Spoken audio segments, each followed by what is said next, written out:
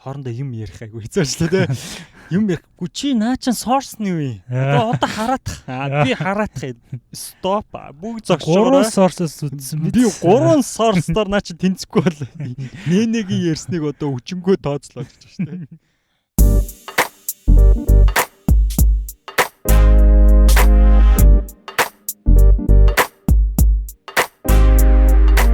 Йоо, сайн байцгаана уу Underdog сонсогчдоо та бүхэнд манай подкастын шинэхэн дугаар хүрэхэд бэлэн боллоо.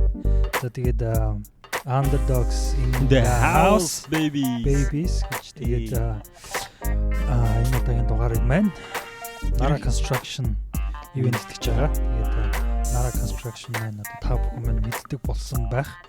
Америкт барилгын дотоод заслын үйлчлэгийг хийдэг байгууллага байгаа. Тэгээд чанартай барилгын дотоод заслын ажил хийхийг хүсвэл манай подкасттай холбоо барьж Nara Construction-тай холбогдоорой гэж хүсье. Баярлалаа. За Nara Construction we are growing гоё рекламд өөр. Nice алсан. Одоо жоохон тийм emotion нэмээд өгөх хэрэгтэй. Гэтэ нэг радиогийн хөтлөгчнөр нэлийн emotionтай байдаг тий. Зүгээр л нэг wax-ны рекламыг бүр нэг сүртэй тий. Амар epic болголоо. Таны сууг хаваар хөлрөөд за яаж тэгдэг вэ? Танд асуудал байна уу гэж байгаа те. Тэнгүүд нь би байна гэж яг нэг амар том сонсоморч байж байгаа шиг. Тэ нэг л тэгсэн айгу гоё тайлбарлалт. Радионы реклам ч бас гоё дээ шүү те. Тэ нэг гэхдээ нэг хэсэг нөгөө ямар Chappy гэдэг нэг ах байдаг бас те. Тэ одоо байдгүй юм шиг байна те. Хөрхийн. Ерөөсөө хийгээ болцсон юм уу? Хийгээ болцсон ч юу. Тэ нэг юм. Өнгөө байдлаар өнгөө яриа л те. Тэ нэг илгэлж мэлгэлээл те. Элгэн радио 104.1 юу лээ 100.1 тэд 98.5 жилээ нэг. 98.1 Элгэн радио аяг сонсдог байлаа. 105.5 их сонсдог байлаа. Би радиор сонсдог байсан. Нэг хэсэгч бас радиог их сонсдог байсан. За тэгээ сонь сайхан юу нэ. 7 хоног өнгөрлөө. 7 хоног өнгөрлөө. За тэгээд сонь сайхан бүр бодоод сонь алгадаа. Ер нь их онцом алгаа. За наад сонь сайхан бол байна. Тэгээ би энэ 7 хоног болон тэрний өмнөх 7 хоногт бас яг тэрний өмнөх 7 хоног яг баттай болоог байсан. Тэгээд ямар ч байсан өнгөрсөн 7 хоногийн хувьд бол 2-2 ментортой болсон байна. Тэгээд харин жоохон бүүлч үү.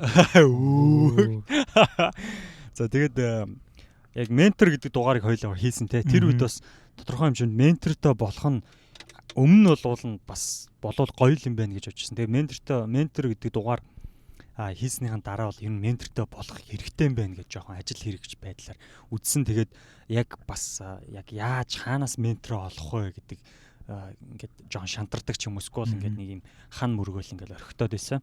Тэгээд ямар ч байсан манай подкастаар дамжуулаад тэгээд хоёр яг нэлээд бас салбартаа туршлагатай хоёр ментортой болсон байгаа. Тэгээд нэг нь болохоор хоол зүйн салбарт бас амжилттай яваа бас нэг ментортой одоо мэрэгчлэнтэй гэх юм уу юу гэх юм те тэр хүнийг очиод эвгүйч мэрэгчлэнтэй хоолны хувьд би нөгөө хэлсэн шүү дээ те тодорхой хэмжээнд ингээд жин нэмэх хүсэлтэй байдаг гэх тийм. Гэхдээ тэрийг ингээд харахаар ингээд насны ч юм уу ямар нэгэн байдлаар ингээл гиз мэд суугаал. Яг нь ер нь бол жин нэмэхэд гизнээс л хэл суудаг л гэсэн л те. Гэхдээ яг нь буруу нэмдэг ч юм уу сахарын хэрэглээ их байдаг ч юм уу те. Буруу жин гэж бас байгаа шүү дээ. Өөхөл гэдэг ч юм уу те. Тийм биш яг хоолны хувьд яг хоол зүйн хувьд өөрийнхөө асуудлаа эрүүл мэндэ бодонгоо дээрэс нь зөв хүрэх ёстой жиндээ бас хүрэх байдлаар эрүүлэр те. За тэгээ нэг юм хоол зүйч ментортой болсон байгаа. Тэгээ ментортой маш их баярлалаа. Манай ментор маань манай подкастыг бас сонсдог байгаа. За тэгээд дараагийн ментор маань болохоор миний одоо стилист. За миний өөрийн ер нь би хүүхэд байгаасаа яг өөрийгөө за нэг юм гоё ах нарыг хараад ч юм уу те. Эсвэл нэг юм Америкийн юм шоу нэвтрүүлэг одоо сүүлийн үед Монголд нөгөө нэг Next Top Model гэдэг ч юм уу те. Монголд бас явуулсан. Тэгээд телевизийн шоуг харахаар ваа ийм гоё модель болох юмсан те. Ийм загвар өмсгч болох юмсан гэж хүсдэг байсан. Гэтэ яг би нэг тийм хангалттай нэнэ шиг юм өндөр биш л те. Яг би нэг тийм дундаж л өндөртэй хүн л те. Өндөрдүү те ер нь дунджаас арай өндөр. Дунджаа жоох өндөр үү? За жоох өндөр юм те. Метр 78 л та. Ер нь бол метр 80 л бол тийм гутал өмсчхөр. Тий. Тэгээд ман нэнэс ч надаас өндөр. Тэгээд тэгсэн нэнийг өрөөч гэнэ. Тэгээд юутай болсон байгаа. Яг энд одоо энэ миний хүүхэд байхын багын байсан энэ мөрөөдлийг маань одоо биелүүл энэ мөрөөдлөө ингээл мөрөөдөл чигээр нь орхиол би одоо за ингээл нэг одоо 30 хүрч явна одоо ингээд юун тэ модель зөдөл гэдэг ч юм уу тэ нэг юун тайзан дээр гарах яг тайзан дээр гарахаас илүүтэйгээр дараа нь би нэг зүйлийг ойлгосон л да хүн ер нь өөрөө яг байгаадаа сэтгэл хангалуун тэ дээрэс нь өөрийгөө одоо авч явах өөрийгөө тэр байгаа байдал ягаад тэр модельүүд шиг одоо юу гэдэг чинь тэ өөрийнхөө тэр өнгөний хувцсны тэр байгаа байдлаа имижээ сайн бүрдүүл чаддаг тийм мэдрэмжтэй болж болохгүй гэж шийдээд тэгээ ямар ч байсан манай бас стилист буюу манай ментор маань бас манай подкастыг сонсдог байж таарад тэгээд ингээ гоё хамтдаа бас ажил хэрэгч болоод хоёр ментортой болсон байгаа. Хоёр ментор маань хоёулаа манай сонсогч. Тэгээд сонсогч менторудаа баярлалаа. Тэгээд сонсогч нартайгаа ингээд сонсдог хүнтэйг ингээд шууд харилцах ер нь бүр маш гоё байсан. Тэгээд нөгөө подкастыг маань сонсоод яг аль хэдийн ингээд одоо тий бие бинийгээ мэддэг болсон. Тий яг бие бинийгээ жоохон намайг мэддэг болсон тий. Тэгээд тэгэхээр чинь бас яг ингээд ментор маань намайг мэднэ гэдэг чинь нэг талаараа айгу амар гоох гэдэг өөрийгөө ингээд танилцуулж өөрийнхөө одоо яг мөн чанараа ингээд нэг гарах гэдэг чинь бас харилцаа айгу уддаг шүү дээ. Тийм учраас надад бас их амар байсан. Тэгээд би бас тодорхой хэмжээнд сэтгэл зүйн үүднээс гэдэг ч юм уу тий. Яг миний ч ментор хинч бас юу ах вэ тий. Аа гэдэг чинь би шалгасан юм. Энэ би ментор юм шүү. За нэнэ чи нөө ингэж боддог вэ. Миний ментор хинж юу аах вэ те гэж царай нь орсон чинь. Тоосон жөөсөн.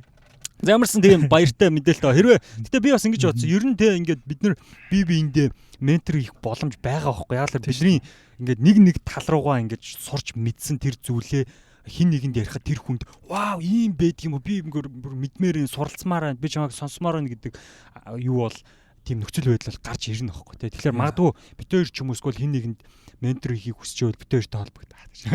Менторын нэг тийм байгууллага шиг тий. Менторын холбоо. Менторуудын холбоо. Underdog mentor. За тийм сонтой.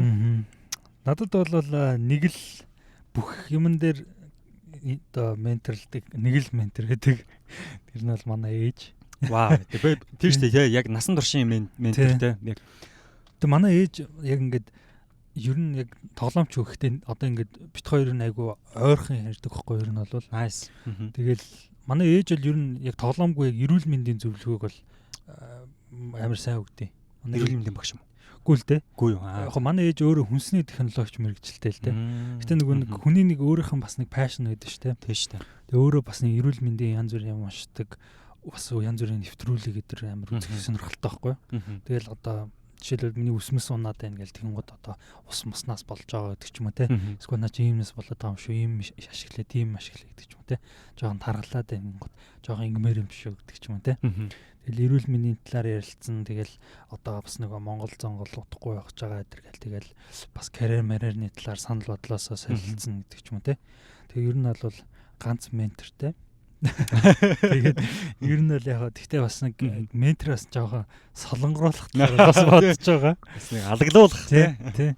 Тэгээд тийм баа. Тэгээ подкаст хийхээр гэхдээ бас давуу талууд бас их байна. Ер нь нөгөө хүн амьтантай ч яг хүмүүстэй чатлахаар нөгөө ингээд хүмүүс одоо бид хоёртой болж байгаа нэг сонь сайхан ингээд нэг хальт ярьдэн штэ ер нь тий. Одоо ч Монгол явах байгаа тэгмэд хүмүүс нь тэрийг нөгөө төрөл мэдчихдэг.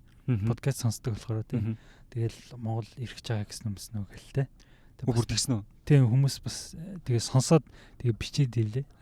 Бичээд ийлэж байгаа нь хэдэн ганц хоёр. Таньдаг хүмүүс ч нэ эсвэл тийм таньдаг хүмүүс тий. Бас танихгүй ганц хоёр. Бас үтсээ гэдэг. Гэж байгаа юм уу? Тийм. Nice тийм. Тэр тийш үү те бас зөвхөн яг Монгол гэлтгүү өөр бас олон орнуудад те сурч хөлмөрлж байгаа залуучууд маань бас ингээд хантай байгаад байгаа хөх те. Магадгүй ингээд бүтээр өөр улсад ч юм уу одоо Европоор ч юм уу за бүтээр ч гэлтгүү те ганцаараа ямар нэгэн байдлаар аялал хийгээл те. За би ингээд Индионез хайцсан тэнд байна энд байна тий гэдэг ч юм уу те. Тэр үед магадгүй одоо яг сонсогч нартайгаа уулздаг ч юм уу те. Японд байна, Солонгост байна гэдэг ч юм уу. Тийм байдлаар аль хэдийн гоё олон орны найз нөхөдтэй болчихсон тий. Олон орны сонсогчтой, андердог сонсогчтой. Тэгээд манай сонсогч нар бас бүтээрч гисэн бүтэн одоо бас нэлээ хугацаа өнгөрлөө.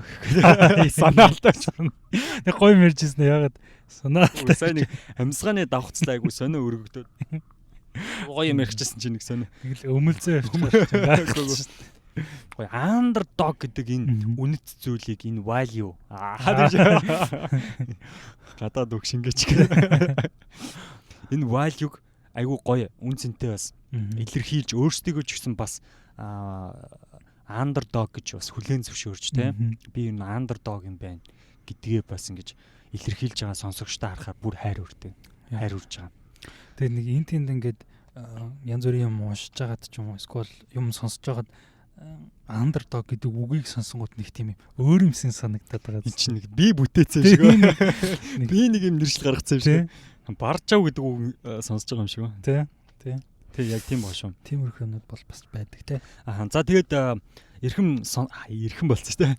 Найз нөхөнтэй, найз хайрт яг нь хайрт underdog сонсогчтой зориулаад бараа миний биеийн одоо мөн дээрс нэнэмэ ч гэсэн бас яг энэ сэдвийг одоо сонгон бүтээр 2-7 бэлтэн те дамнан бэлтэн бүр номын чуншин ногоотоо шүлэнч идэн байна. Одоо энэ сэдвийг бэлтлээ.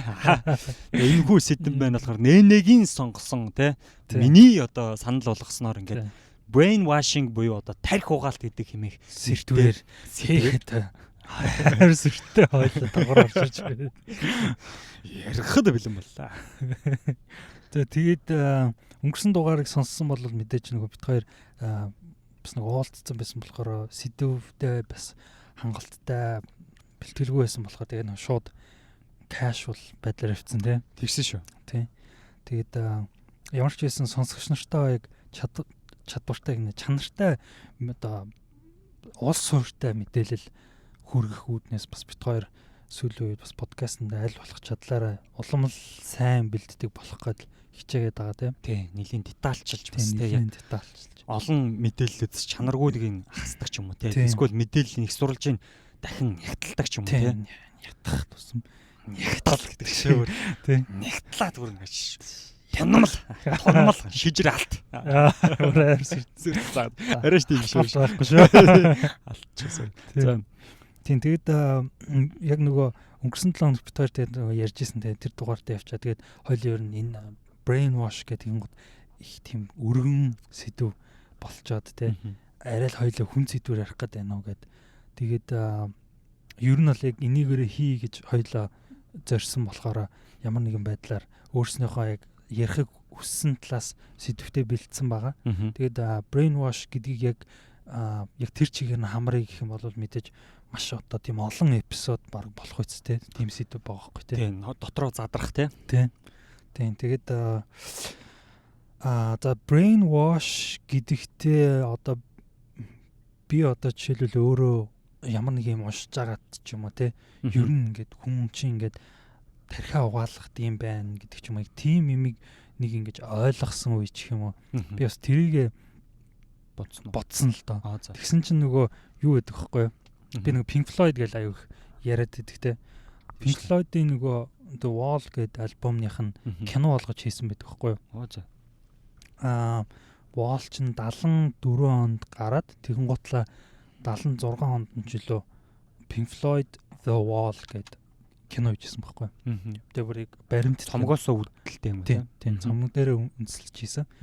Баримт биш уран сайхны кино байхгүй. Тэгээ бүр яг уран сайхны кино. Тэгээд ер нь яг тэр Wall гэдэг альбомыг хэрвээ сонсох юм бол яг ингээд нэг бүтэн кино шиг ингээд стори өгүүлдэг байхгүй. Ер нь бол аян ингээ үргэлжлээл яваад идэв. Үргэлжлээд яваад идэв тий. Цомог мөмстэй тий. Мөнгө зүнг гэдэг дуу. Тэр чинь болохоор нөгөө Dark Side Moon баггүй. Гэхдээ Wall бас яг адилхан. Бас яг ингээд хэрвээ ингээд дараалалаар нь ингээд тавих юм бол ерөөсөө зогсолтгүй ингээд үргэлжлээ. Нэг одоо тэдний хооронд нийлүүлэх юм бол нэг цаг ер нь яг ингээд зогсолтгүй сонсгоо нэг цаг 30 минут болдог байхгүй. Тэгээд тэр нь болохоор кино болж гарахтаа ер нь бол одоо хүмүүст хамгийн их хүрсэн дуу гэх юм бол одоо Comfortably Numb гэдэг дуу шүү дээ. Тэр байна. Тэгээ бас нэг дуу нь болохоор нөгөө Another Brick of the Wall гэдэг дуу байдаг байхгүй. Тэр нь болохоор одоо хандах ээлжит нэгэн одоо тоосго гэсэн утгатай. Тэгээ тэр нь болохоор яг тэр кинон дээр Wall кинон дээр юу гардаг вэ гэхээр нэг хүүхэд аавыгаа алдсан хүн чинь тэгээ ээж нь ингээ хүүхдээ өсөх гэж зовж байгаа. Тэгээ өөрөө ингээд бас хар тамхинд ороод тэгээд сургууль дээр болохоор очингууд ганцаараа нөгөө хүүхдүүдээс тусгаарлагдсан. Тэгээд ийм нэлээ ийм стресс, депрессний проблемтэй. Тэгээд сэтгэл зүйн асуудалтай. Тэгээд яг уу одоо жишээлбэл Another Break of the Wall гэхээр одоо боловсролын систем эдрийг ярьдаг байхгүй тэр дуун дээр одоо багшаа битгий намайг ингээд ханны нэг тоосго болгооч бусад одоо тоосгонуудтай адилхан гэдэг юм те.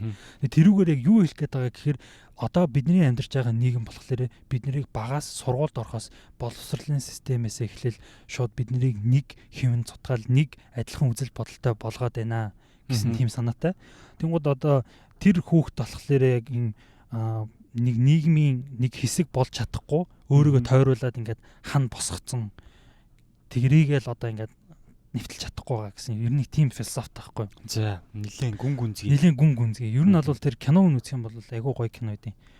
Тэгээ яг ингээд дахин үзэх тусам ингээд шинэ ойлгоод байдаг тийм байх шүү дээ. Тэгээ яг энэ нь болохоор яг юуг би тэгж бодсон гэхээр ер нь л яг бид нэр ингээд багаасаа яг одоо энэ амьдарч байгаа нийгэм ингээд бид нар олноороо ингээд оршин байгаа нийгэм болохоор яг багасаа л бид нар ингээд ямар нэгэн байдлаар тарих угаалтан ч гэдэг юм уу тэрийг тарих угаалт гэж нэрлэдэг байгаа албаа. Гэхдээ ямар нэгэн байдлаар бид нар нөлөө нийгмийн одоо сошиал норм гэж байна те одоо хүн болгоны дагаж мөрддөг хэм хэмжээнүүд гэж байдаг шүү дээ те. Ер нь тэрэнд ингэж хайрцаглагдаж байдаг л юм байна гэж бодсон байхгүй юу. Ер нь бол тийм байна те. Би болохоор бас энэ сэдвийг ингээд бодож жагаад тэгээд хизээ үлээ оюутан байхдаа санагдаж байна нөгөө эдийн засгийн алуурчин айгу сүртэй нэртэй.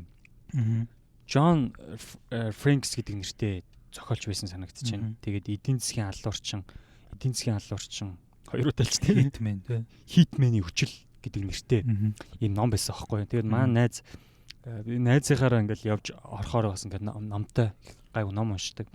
Тэгээ би бас ном ингээд ямар ном байна гэд хараад тэгээ энэ яг Джон Феркинс гэдэг нэртэй Америкийн эдийн засгийн одоо ийм мэдлэгтэй ийм хүний ном байгаа юм. Тэгээд яагаад одоо хитмен гэхэлэр бидний нөгөө хитментэй нэг алуурчин бууд муудан улаан халзан улаан юутай зангиж хаална хөрөдөн шүү дээ. Захиалгатай алуурчин гэдэг. Тэгээ энэ хүн болохоор эдийн засгийн алуурчин гэж нэрлэж байгаа байхгүй. Хитмен буюу одоо хитмен буюу одоо шилдэг ийм мэрэгсэн хүн байгаа байхгүй те яг тэр нэг юмда одоо энэ хүн юун дээр мэрэгсэн хүн гэхээр номон дээр өөрийнхөө одоо Америкт Main гэдэг нэртэй юм корпорацийн төлөөлөөд тэр Main гэдэг корпорацид одоо юунд бэлтгэж исэн бэ гэхээр одоо Америкийн улс одоо дамнсан ийм том ийм Америкийн эрх ашигыг одоо хамгаалдаг ийм том корпорацуудыг төлөөлж өөр одоо бусад ийм жижиг буура улс орнуудын одоо баялаг мөн дээрээс нь тэдний одоо эдийн засгийг тэдний одоо хөрөнгө оруулалтыг тэр корпорацид ашигтай байдлаар мөн дээрээс нь Америкт ашигтай байдлаар тийм гэрээ хэлцээр хийдэг хитмен буюу эдийн засгийн тийм алуурчин болж одоо өөрийгөө бэлтгэдээд бүр тийм компанид ажил явуулж байгаа байхгүй юу энэ Америкт тэгж бэлтгэгдээд тэгээд тэнд одоо хүний тарих угаах те дөрвөн хоёулынхаа ярьсан те хүмүүстэй яаж харилцах вэ те тэр улс орны удирдагчтай нь яаж уулзах вэ те ямар санал өгөх үү те одоо тэр газрын тоосын тэр Панамын суугийг яаж өөртөө одоо ашигтай байдлаар тэрийг өөрсөндөө авах уу одоо дайн гаргахгүйгээр эхлээд яаж одоо те энэ гэрээ хэлцээрийг эсвэл одоо өөр юу гэдгийг те ашигтай байдлаар ингэж авах уу ядаад одоо усан цахилгаан станц энэ улс барих гэж байна гэж бодоход яаж Америкийн компаниар усан цахилгаан станц бариулах уу гэж байгаа байхгүй юу. Тэгэхээр Америкийн талд хөрөнгө босгоно те Америкийн талд төсөв одоо явагдана тэгээд Америкчууд одоо ашигтай тэр корпорацид ашигтай байдлаар гэж байна. За тэгээ энэ хүнийг болохоор энэ хүнээ өөрийнхөө амьдралыг ингэж битсэн. Тэгээ бас олонд одоо алдаршсан юм хүн байгаа. Тэгээ яг өөрийнхөө амьдралаар би ер нь яванд ийм буруу юм хийж исэн юм. Нилээ олон улсуудаар ингэж яваад буруу юм юм хийжсэн байна гэдэг ингээд буцаж одоо ингээд илчилсэн. Гэхдээ энэ нэг одоо conspiracy гэдэгтэй адилхан бас энэ нөгөө нуугдмал яг нэг барин 50 факт байхгүй тий. Гэхдээ энэ хүн яг өөрөө ийм байдгаа, тийм байдгаа гэдэг. Одоо жишээлбэл Америкийн том сэтгүүлүүд одоо ийм том корпорациудын эрх мэдэл байдгаа гэдэг ч юм. Тэд нар яг ингээ харах юм бол үнэхээр бас тэр том одоо байгууллагууд нь санхүүжүүлдэг нь үнэн байдаг ч юм уу те. Нэг талаараа харах юм бол одоо 50% үнэн. Тэгээ би яг энэ номыг бүтэн ярьчлаа шүү те. Тэгээ ягаад энэ номыг ингээ жишээ болгож хэлсэн бэ гэхээр яг ингээ энэ хүн одоо жишээлбэл тэр Монгол улсад явагдаж байгаа Монгол улсын одоо харж байгаа улс төрийн байдал гэдэг ч юм те, нийгмийн эдийн засгийн байдал тэр бусад улсууд дээр энэ ном дээр гарч байгаа жишээ болж байгаа улсууд дээр очиод дороотсон ч юм уу ямар нэгэн байдлаар одоо тэнд өөрчлөлт оруулж байгаа нь яг энэ хүнтэй адилхан хүн Монголд хурж ирээд яг ийм үйл явдал хийсэн биш үү гэж хэлэхээр одоо те Америкас гэдэг ч юм уу бусад одоо Хятадс гэдэг юм Оросоос гэдэг ч юм уу те ийм хитмен буюу эдийн засгийн одоо ийм мэрэгсэн юм хүн хурж ирээд бид нар дээр ийм тоглолт хийсэн биш үү гэж бодогдох сэтлийг надад өгсөн байхгүй тухайн үед. Тэгээд энэ хүн юу гэж хэлж байгаа гэхээр ийм нөхцөл байдалд орохгүй тул яах ёстой вэ гэхээр одоо яг ийм мэдээллийг бид нар амар сайн одоо чандтай дээрс нь тархиа ингэж угаалгахгүй тул хэр одоо ухаантай байх хэрэгтэй вэ? Хэр одоо авахалчтай байх ёстой вэ гэдгийг энэ номоор бас хэлсэн. Тэгээд энэ номоор дамжуулаад би яг энэ сэдвийг бэлдэж явахдаа нэрээ бас энэ номтой бас дүүх юм байна гэд би энэ номоо буцаж харсан л да. Тэг яг зарим талаараа ижилхэн байсан. Зарим талаараа эндээс бас дурдах юмнууд байсан. Тэгээд тарих угаах гэдэг энэ сэдвийн хүрээнд болохоор нэлээд өргөн гэд ярьсан тийм. Тэгээд би бас энэ дээрээс юу харж ирсэн бэ гэхээр бидний ер нь ингээд тархийг одоо угаана гэдэг чинь нэг талаараа ингээд одоо нөхөн бүтүүлэг үг аахгүй тий. Яг анх бас яг хаана хизээ яг энэ brainwashing гэдэг энэ одоо brainwash гэдэг үг гарч ирсэн гэдгийг ингээ үргэлжлүүлээ судалсан байгаа. Чи бас судалсан бах тий. Тэгсэн. Тийм би тэгтээ ярьчихсан. Адилхан л ярьсан бах тий. Миний юу уншсанаар болохоор би бас подкаст эхлэхээс өмнө ярьжсэн тий. Ер нь бол brainwashing буюу одоо энэ үг нь болохоор Америкийн нэгдсэн улсын хамгийн анх те Америк нэгдсэн улсын CIA буюу одоо энэ тагнуулын төв газраас хойд Солонгосын гэж байна тийм Солонгосын хойгийн дайнд олзлогдсон Америк цэргүүдийн үзэл бодлын өөрчлөлтийн талаарх судалгааны илтгэлд анхлан гэж нийлд одоо хэрэглэгдсэн юм. Одоо brainwash гэдэг үг энэ үг нь хэрэглэгдсэн юм. Тэгэд яг үүний дараагаас болохоор сэтгүүлч Эдвард Хантер гэдэг хүн Хятадын одоо энэ коммунист намын тарих угаах технологийн талаарх ийм ном бичснээр за энэ бидний өнөөдрийн ярьж байгаа brain wash буюу тарих угаах гэдэг ийм нэршил энэ одоо дэлхийд ингэж дэлгэрч олон дэлгэрч бий болсон байдаг юм. Тэгээд энэ дээр бас бид хоёулын ярих гэж байгаа нэлээд бас дэлгэрүүлж ярих нэг сэдв байгаа тийм. Хамгийн анхны одоо энэ дээр жишээнүүд байгаа хөөе. Яг анхны тарих угаалт гэдэг тэр судалгааны тэр илтгэл дээр нь яг ямар жишээ байсан те ямар учраас тарих угаалт гэдэг үг гарч ирсэн гэдэг дээр энэ дээр гарч ирж байсан тийм. Тийм. Ер нь түүх нь бол ер нь ингэж эхэлсэн байна гэж би ойлгосон. Чиний бас чи яаж харав? Тийм ер нь бол яг тарих угаалт гэдгийг ярихаас өмнө яг нэг ингээд нэг хідэн санаануудыг ингээд ялгаад хэлчмээр байгаа байхгүй юу? Тэр нь болохоор яг түрүүн дээр Эден Хантер гэдэг хүн тарих угаалт гэдэг өөрийнхөө одоо репорт дээр бичижсэн гэж хэлжсэн шүү дээ. Тэгвэл яг энийг яг ямар нэгэн юм шинжлэх ухааны тийм нэршил бол биш те. Нэг юм бүдүүн баг хэлсэн. Тэгэхдээ энэ одоо жишээлбэл энэ санаан дотор одоо жишээлбэл пропагандаг оруулж болж байгаа нь те. Лоббиг оруулж болж байгаа. Эсвэл бол юу гэдэг чи одоо PR public relation гэж оруулж бас болж байгаа байхгүй. Тэнгууд яг одоо жишээлбэл бид нэр одоо сэтгэл зүйн шинжлэх ухаанд болохоор brainwash гэдгийг thought reform гэж хэлээд байгаа байхгүй юу? Үзэл бодлыг одоо дахин шинчлэхтэй, дахин өөр юмд оруулах гэсэн. Тэнгууд гэхдээ энэ болохоор бидний хэрвээ одоо бид нар одоо багасаа төрөхдөө аав ээжийнхаа үг, эмээ өвгийнхаа одоо үзэл санаагаар сурахтаа тэр одоо жишээлбэл тарих угаалт юм а те. тэр хүн ч гэсэндээ ямар нэгэн байдлаар өөрийнхөө итгэл үнэмшлийг биднэрт итгэлж үнэмшүүлэх орлого хийж байгаа шүү дээ. Тэгэхээр бид нар тэрийг ч гэсэндээ одоо тарих угаалт гэж авч үзэх хэрэгтэй юм уу? Гингод сэтгэл зүйн дээр одоо шинжлэх ухаан дээр болохоор тэрийг social influence буюу нийгмийн одоо нөлөө гэдэг үгээр тайлбарлаад хүчний нөлөө. Тэнгууд бид нар одоо жишээлбэл одоо чи битээ худлаа яриад одоо тарих угаагатай гэдэг ч юм уу те.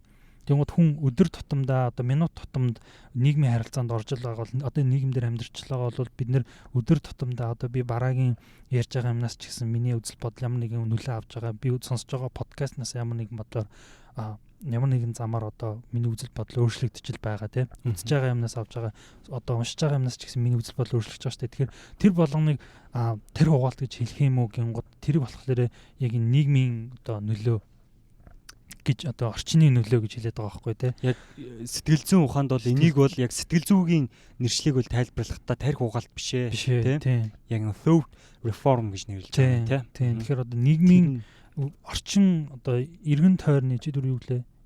Эргэн тойрны нөлөө, орчны нөлөө, нийгмийн нөлөө тийм. Тэгэн гоо дотор нь бас пропаганда гэж байгаа. Тэгээ пропаганда болохоор илүү нөгөө олон нийтийн юм хэвлэл мэдээллийн хэрэгсэл эсвэл зурагт хуудасаар гэдэг ч юм уу те. Илүү ингэж хүмүүсийн тэр медиа тал дээр суурилсан тарих угаалт болохоор пропаганда гэж хэлж байгаа. Public relation болохоор одоо пропагандаг арай илүү бизнес тал руу н оруулсан те. Тэр болохоор PR гэж хэлээд байгаа байхгүй. Тэр ерөнхийдөө яг эднийг ингээ хооронд нь эхлээд ялгаад хэлчихье гэж бодоод байгаа. Эдгээр бол ийм тустай ойлголтууд хөгжлийн явцны хүртэл өөр тийм өөр байгаа. Гэхдээ яг хуу энэ болгоныг нэг одоо brain wash гэсэн юмд одоо нэг дотор хамруулж болно. Гэхдээ brain wash гэдэг бол яг тийм шинжлэх ухааны юм нэгдсэн ойлголтыг хамрах тийм үг нь бас биш. Ойлголт биш гэсэн үг тийм. Тэгээд пропаганда гэд түрүү ярьж исэн дээр хэлэхэд пропаганда яг brain wash-ыг болохлээрээ яг тэр Солонгосын хойгийн дайн тий хоёр Солонгос Америк Хятад хоёр хоорондоо Америк Орос хоёр хоорондоо байлддаг тий. Орос Хятад нэг тал тий. Хойд Солонгос гурав нэг тал. Тэгээд Америк Солонгос тэгээд нэгдсэн үндэсний байгууллагад ингээд дайн болж исэн. Тэр үед яг тэр Америкийн одоо цэргүүдийг олцлоод тэнцээ түрүүний чиний яг ярьснаас хойш яг brain wash гэдэг тэр санаа ингээ үргэлжлээ явцсан. Гэхдээ пропаганда гэдэг болохоор бүр манай эртний өмнөх 512 оноос хойш одоо гаралтай юм байна гэдгийг одоо археологчид тэгж тодорхойлсон байгаа байхгүй юу. Тэнгууд тэр үед нөгөө юуны Персийн хаан нэгдүгээр Дариус гэдэг хүн өөрийгөө одоо ингээд бусад хүнээр ингэж одоо юу гэмдэ одоо ингэж дээш нь өргөмжлүүлж байгаа тийм одоо хадны юм сүг зургийг хадан дээр одоо ингэж буулгацсан. Тэгмэд тэрийг болохоор одоо бас нэг түүхэнд хамгийн одоо тэр мэдэгдэж байгаа анхны пропагандын нэг гэж байгаа байхгүй. Тэгэхээр тэр үед болохоор одоо тиймэрхүү хадны сүг зураг байдаг ч юм уу те. Тиймэрхүү чинь яг нэг пропаганданы нэг хэлбэр болоод явчихж байгаа юм байна. Тэгээд амар сонирхолтой яг Википедиа дээр би уншижсэн чинь Чингис хааныг бас эртний одоо түүхэн мэдэгдэж байгаа пропаганданы нэг гэжээс байхгүй. Тэгсэн чинь Чингис хааны пропаганда юу байсан гэхээр өөрийнхөө хүмүүсийг тагнуул хэлбэрээр дайсны тал руу явуулж худлаа шуум тараадаг. Тэдний болохоор одоо тэр монголчууд хүний мах иддэг. Тэдний одоо цэргүүд нь одоо уулаар тарахад хязгаар нь харагддгүй гэдэг ч юм уу те. Гэж бодлаа нөгөө rumor тараадаг айлгаж шүү дээ. Яг үнэндээ болохоор ихэнх одоо том дайснуудаасаа те тангууд мангууд гэдэг ч юм уу те. Эсвэл 8 гэх тэр үед чинь зэвсэг юуны хувьд одоо манайхнаас тасарсан одоо улс гүрэн байхад тэр хүмүүсийг одоо сэтгэл зүгээр нь тэгэж одоо харамталж яадаг байсан. Тэрийг одоо бас нэг төрлийн пропаганда худал мэдээлэл тарааж бусдыг сэтгэл зүгээрээ дийлдэг байсан гэсэн жишээн дээр бас бичсэн байсан л та. Тэгээ гих мэтчлэнгээр пропаганда бол тэгээд мэдээж нөгөө яг дэлхийн 2 дугаар дайны дараа дэлхийн одоо үзэл бодлороо хоёр салаад те капитализм гингууд нөгөө капитализмд болохоор одоо нөгөө талыгаа коммунистууд одоо дайсан аратан гэдэг ч юм уу те. Нөгөө талаараа коммунистнуудад нь болохоор нөгөө капиталистуудыгаа одоо империалистууд гэдэг ч юм уу те. Ингэж тий. одоо нэг талаараа нөгөө талыгаа одоо гутаанд оромжлох хэлбэрээр ингэж пропагандаг бүр төгс төгөлдөр хэлбэрлүүн яваачсан байгаа байхгүй юу. Тэгээд пропаганда яг ийм бүүм болох үндэс суурь нь болохоор юу байсан гэхээр хэвлэх машин Германд яг 1400 оны үед байдаг лөө те зохион бүтээгдээд тэгээд яг тэрнээс хойш яг нөгөө ийм одоо олон хувь болгож ямиг ингэж хэвлдэг болсноор цаасан дээр одоо янз бүрийн постэр гэдэг ч юм уу янз бүрийн одоо хэвлэл ингэж гаргаж тарах одоо боломжтой болсноор ер нь пропагандаг ингэж цааш нь олон нийтэд ингэж дамжуулах боломж нь нэгдсэн юм байна л та. Тэгээд Америк нөгөө одоо тусгаар технологи олох гээд колоноос гарахад гэдэг ч юм уу тэр үед бас пропагандаг ашиглаж байсан. Дэлхийн 1-р дайны дараа жишээлбэл нацист Герман тийм ээ одоо нацист Германд одоо пропаганданы бүр юм яам хүртэл байдаг гэсэн гэж байгаа байхгүй. Тэгээд тэр яам нь болохоор ер нь хүмүүсийн юу сонсох, юу унших, юу үзэх, кино өдрийн бүгднийг кат хийдэг те. Нацист одоо ажилчны намын одоо үзэл суртлаас одоо гажуудсан юм байх юм бол тэрийг заавал хасдаг те. Өгүүлбэр юм болгоныг засдаг гэдэг ч юм те. Тэгээд тэрнийх нь одоо сайд нь Жозеф Гоббелс гэдэг хэрвээ хүмүүс нөгөө Inglourious Basterds гэдэг киног үзчихсэн бол тэрэн дээр тэр хүн гардаг байхгүй. Тэгээ мэдээж хуучин зөвлөлт холбоотой улсын Оросын мэдээж одоо бидний одоо баг багтаа ч гэсэн ингээл зөндөө үздэг байсан кино тий. Тэгэл одоо Монголд ч гэсэндээ ингээл хуучны дуу муу кино минь өдр дээр ч гэсэн тийм амар үзэл суртлын юм амар харагддээ шүү дээ ер нь тий. Хуучны ихлэр ч одоо нөгөө угаасаа социалист байсан үеийн тэр ч угаасаа үзэл суртлаа дэлгэрүүлэх үүднээс нөгөө нэг за яг тарих угаах гэж нэрлэхээр жоохон муухай сонсогдох гэдэг. Гэхдээ ер нь бол үзэл суртлаа одоо түгээн дэлгэрүүлэх зорилготой мөн дээрс нь одоо капитализмын тэр нөгөө явж байгаа тэр коммунизмыг бүтээхэд одоо саад болох эсрэг тал байгаа шүү дээ тийм. Хамт олонч биш одоо тэр үзлийг бол одоо хоригддог тий. Тэр үзэл суртлын зүйлийг бол хориглоод коммунизмаа бүтээх тэр үзэл суртлал одоо дэлгэрүүлдэг байсан. Тэр үйл явдал одоо үзэл суртлын юу гэж хүртэл агент бүртэл байсан л байлээ шүү дээ тий. Байдаг байсан. Дотоод явдлын яам гэл тий. Тэгэл тэр нөгөө Орсын маамуу боро Орсын маамуу ирээ идэрэгдэг ч гэсэн тарих угаасан дөө нэг цаанаасаа л нэг тийм үзэл суртал үнэрчсэн. Яагаад Америкийн маамуу ирж болдгийг тий. Яагаад зүгээр Африк хятад гэхэлэр бүгд зодоо болно тий. Яагаад зүгээр бата хамаа хүрээд ирээ хамаач самуухан тий. Монгол маамаа яагаад ирж болдог гэхэд тий. Тэгээд тэрнээс хойш ер нь ингээд пропаганда бол мэдээж Вьетнамын дайн гэдэг ч юм уу те Югославийн дайн гэдэг. Тэгээд би нэг хизээний подкаст нэрэлээд бас нэг ярьж ирсэн юм а. Би нэг Мао Цзэдуны тухайн ном уншижсэн тухайн нэг ярьж ирсэн шүү дээ те. Тэгээд тэрэн дээр ингээд Мао Цзэдун бас ингээд Мао Цзэдуны өөрийнх нь хэлбэрийн бас пропагандны талаас нэлээд гардаг байхгүй. Тэгээд тэрэн дээр юу гэж гардаг вэ гэхээр ер нь Мао болохоор пропаганда хийхдээ ихэвчлэн ингэж хүүхэд залуу хүмүүсийг таргетаа болгож хийдэг байсан. Яагаад гэх юм бол тэр хүмүүсийг итгэн үнэмшүүлэхэд илүү хялбар амархан. Тэгээд л одоо тэр хүмүүс одоо коммунизмаар одоо өсөж хүмүүжиж тэр нь одоо тэр коммунизмыг магтан дуулж байгаа нь тэр хүний өөрийнх нь одоо бахал те pride гэж болдог гэсэн тийм үзэл санаанд амар итгэж. Тэгэж хүүхдүүд дээр айгуух суурилж пропагандагаа хийдэг байсан. Тэгэл бага жоох хүүхдүүдийг ингээд улаан ном гэдэг ингээ гаргацсан хүүхд болгон багасаа одоо ингээл библи гэдэгтэй адилхан тийм уншдаг тийм багасаа тэр ингэж цээжилж тэрнийхээ тэдний тэдэр гэж коммунизмаа ингэж магтан дуулуулж ингэж явдаг тийм. Тэгээд хятадд одоо нөгөө их өсрэлтийн одоо хувьсгал гэж болсон байхгүй. The Great Leap гэдэг. Тэгээд тэрний пропаганда нь болохоор одоо жишээлбэл их өсрэлтийг хийснээр бид нэр одоо дэлхийн хамгийн одоо өндөр хөгжилтэй орн болно гэсэн тийм одоо их өсрэлтийн тийм одоо пропаганда явуулсан. Тэр нь болохоор одоо улс орон даяараа одоо нөгөө төлөвлөгөөт эдийн засаг гэдэг шүү дээ. Яг бид нэр энэ жил яг тийм тооны одоо тариа урах заавна гэдэг ч юм уу те. Тэр үед мэдээж хятадын эдийн засаг нөгөө тариал нэрээ маш одоо хүнсээр ингэж бусад одоо коммунист лагер орнууд руу экспортлдог те. Тэгээд Орос гэдэг ч юм уу коммунист лагерынхаа бусад улсууд руу одоо өөрийнхөө цаашаага Мао Цзэдун одоо дэлхийг ингэж захирах хэмжээний болох одоо тийм зэвсэг ус руугаа буцааж нийлүүлдэг. Тэнгуудлаа одоо улс дотор байгаа хятадуудыгаа одоо яг одоо робот мэт ажиллаулдаг гэдэг ч юм уу те. Тэр хүмүүс нь өөрснөө хоол унд баг олж идэх үгүйтэй байсан. Тэгээ зөвхөн энэ хүний одоо тэр их одоо амбицаас болж хятадд одоо 30-аас 40 сая хүн 3-4 жилийн дотор ингээ өсгөлөнгөөс болж нас орсон гэдэг нь мэдээж яг энэ номыг бичсэн хүн болохоор англи. Тэгээд ихнэр нь болохоор хятад хүн байхгүй. Гэхдээ яг хуу biased одоо нэгдэл руугаа илүү жоохон хазаас юмнууд бол байдаг. Гэхдээ яг энэ фактын тоонууд нь бол мэдээж яг үнэ. Тэгэхээр бас энэ бас пропаганда хүмүүсийн тархийг угааж өөрийнхөө одоо эсрэг ашиглах те. Ер нь тархи угаалт гэдэг чинь яг тархи угаалт гэдэг үгний яг тодорхойлт нь болохоор яг тийм байгаа шүү дээ. Хүнийг өөрийнхөө итгэл үнэмшил рүү оруулаад өөрийнхөө сайн сайхны төлөө тэр хүний одоо итгэл үнэмшлийг өөрчлөх те. Тэрийг болохоор яг тархи угаалт гэж хэлээд байгаа шүү дээ.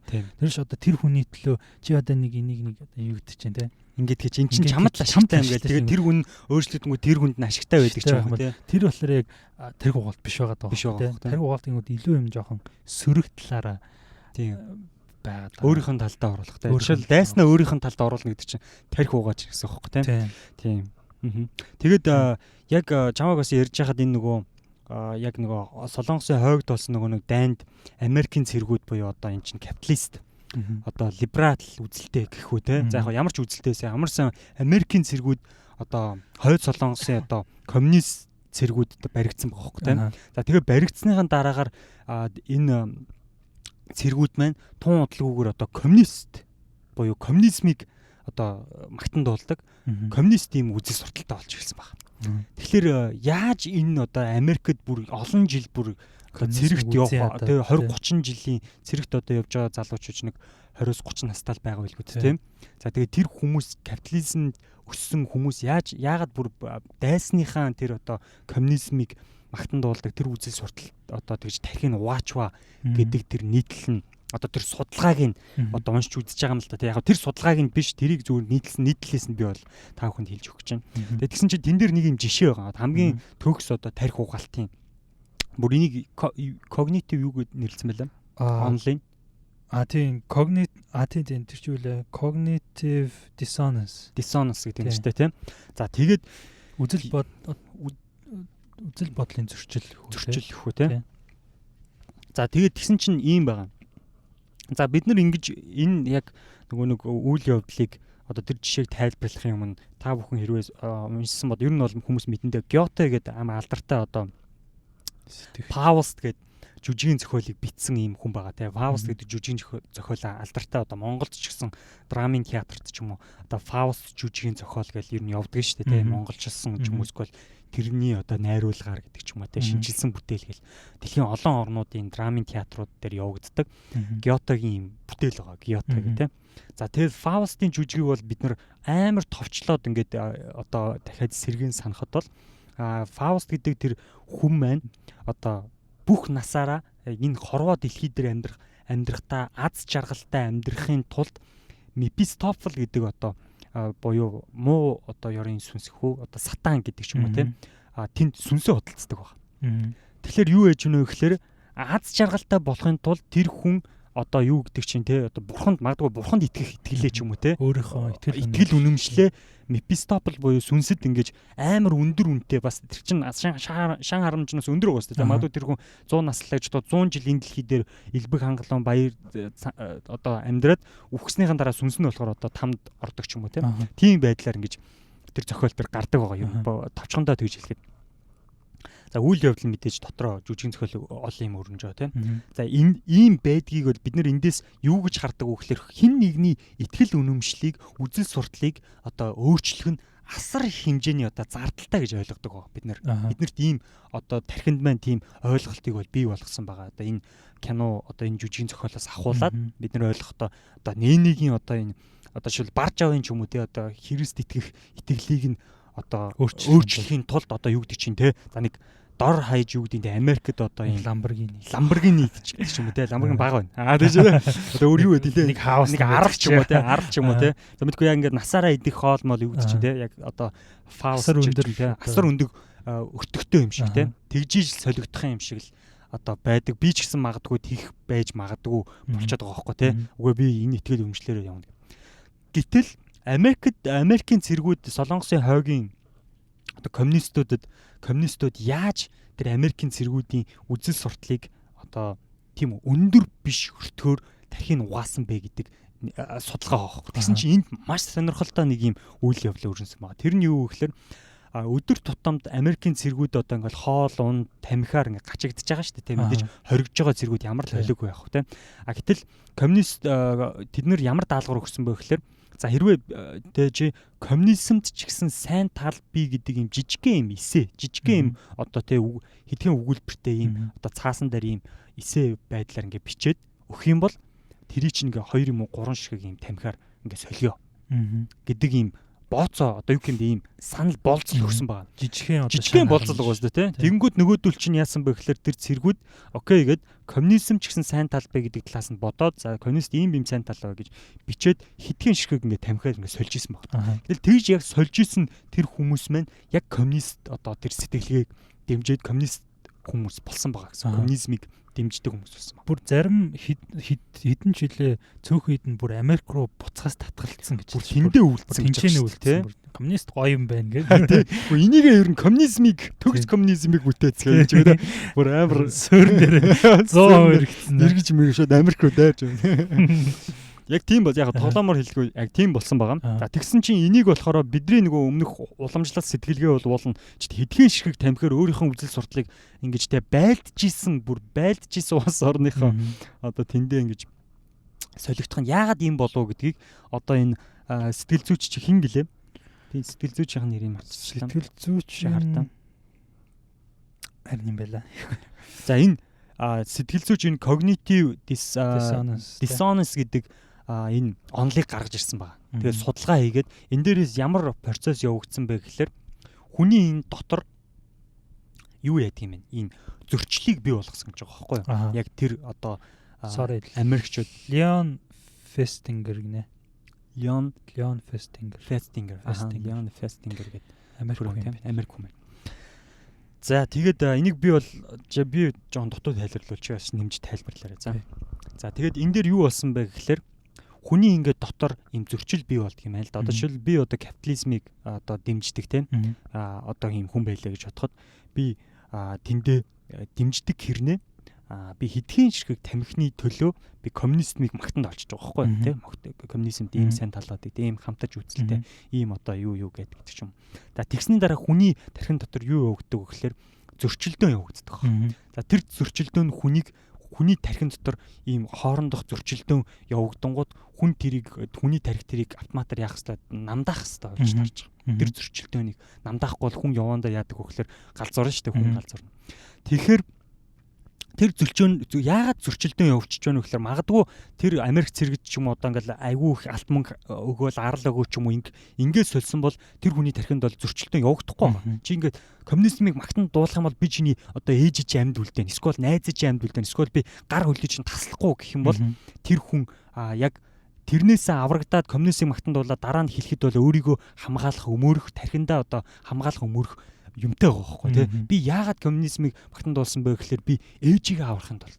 Би яагаад аварсан бэ гэхээр би одоо тий ийм юмний төлөө өсгөөд ийм их одоо юу өгсөн учраас би ингэсэн гэдэг тэр одоо зөрчилдөөн бол үүсэхгүй байна. Гэтэл 3хан ширхэг тамхиарч байгаа. 3хан ширхэг тамхиар би өөрийнхөө итгэл үнэмшлийг би өөрөө алчлаа. Би худалдчихлаа гэхэлэр амар хүний дотор ингээ зөрчилдөөн бүр гэмтэй юм шиг үүсэж байгаа. Тэгэхээр энийг байхгүй болгохын тулд тэр хүмүүс ямар шийдвэр гаргаж байгаа гэхээр тал хүмүүс нь ихэнх хүмүүс нь яг тал нь нэсэн хэдэн хувь нэсэн тал хувь нь яаж байгаа гэхээр аль нэгийг тэр зөрчилдөөн аль нэгийг давж дагах хэрэг гарч байгаа. Дагах хэрэг. Тэгэхээр зарим хүмүүс нь яачлаа капитализмаа дагаад зарим хүмүүс нь болохоор тэр зөрчилдөөнийхэн улмаас ер нь энэ жигтэй коммунизмаа ер нь ингээд магтаад коммунизмд ийм сайн тал байдаг, капиталист ч гэсэн ийм муу тал байдаг шүү дээ. Өөрийгөө хуураад тэгээд коммунист болж байна. Одоо дотроо би 3хан тамхиар одоо өөрийнхөө үзэл одоо итгэл үнэмшлийг худалдсан шүү гэсэн гимиг одоо үгүй болгохын тулд болгож байгаа гэсэн. Тэрнээсээ ер нь тэгж зовж байгаа оронд энийг орхиод энийгээ сонгочих гэдэг. Гэт жижигхэн юм дээр дөрөөлөд тархийг угаачихсан байхгүй. бүр маш амархан тархийг угаасан байгаа царай. Тийм. Тэгэхээр энэ зөрчилдөөн нь хүний тархийг. Тэгээ би энэ дээрээс нөгөө чам түрүү хэлжсэн тийм.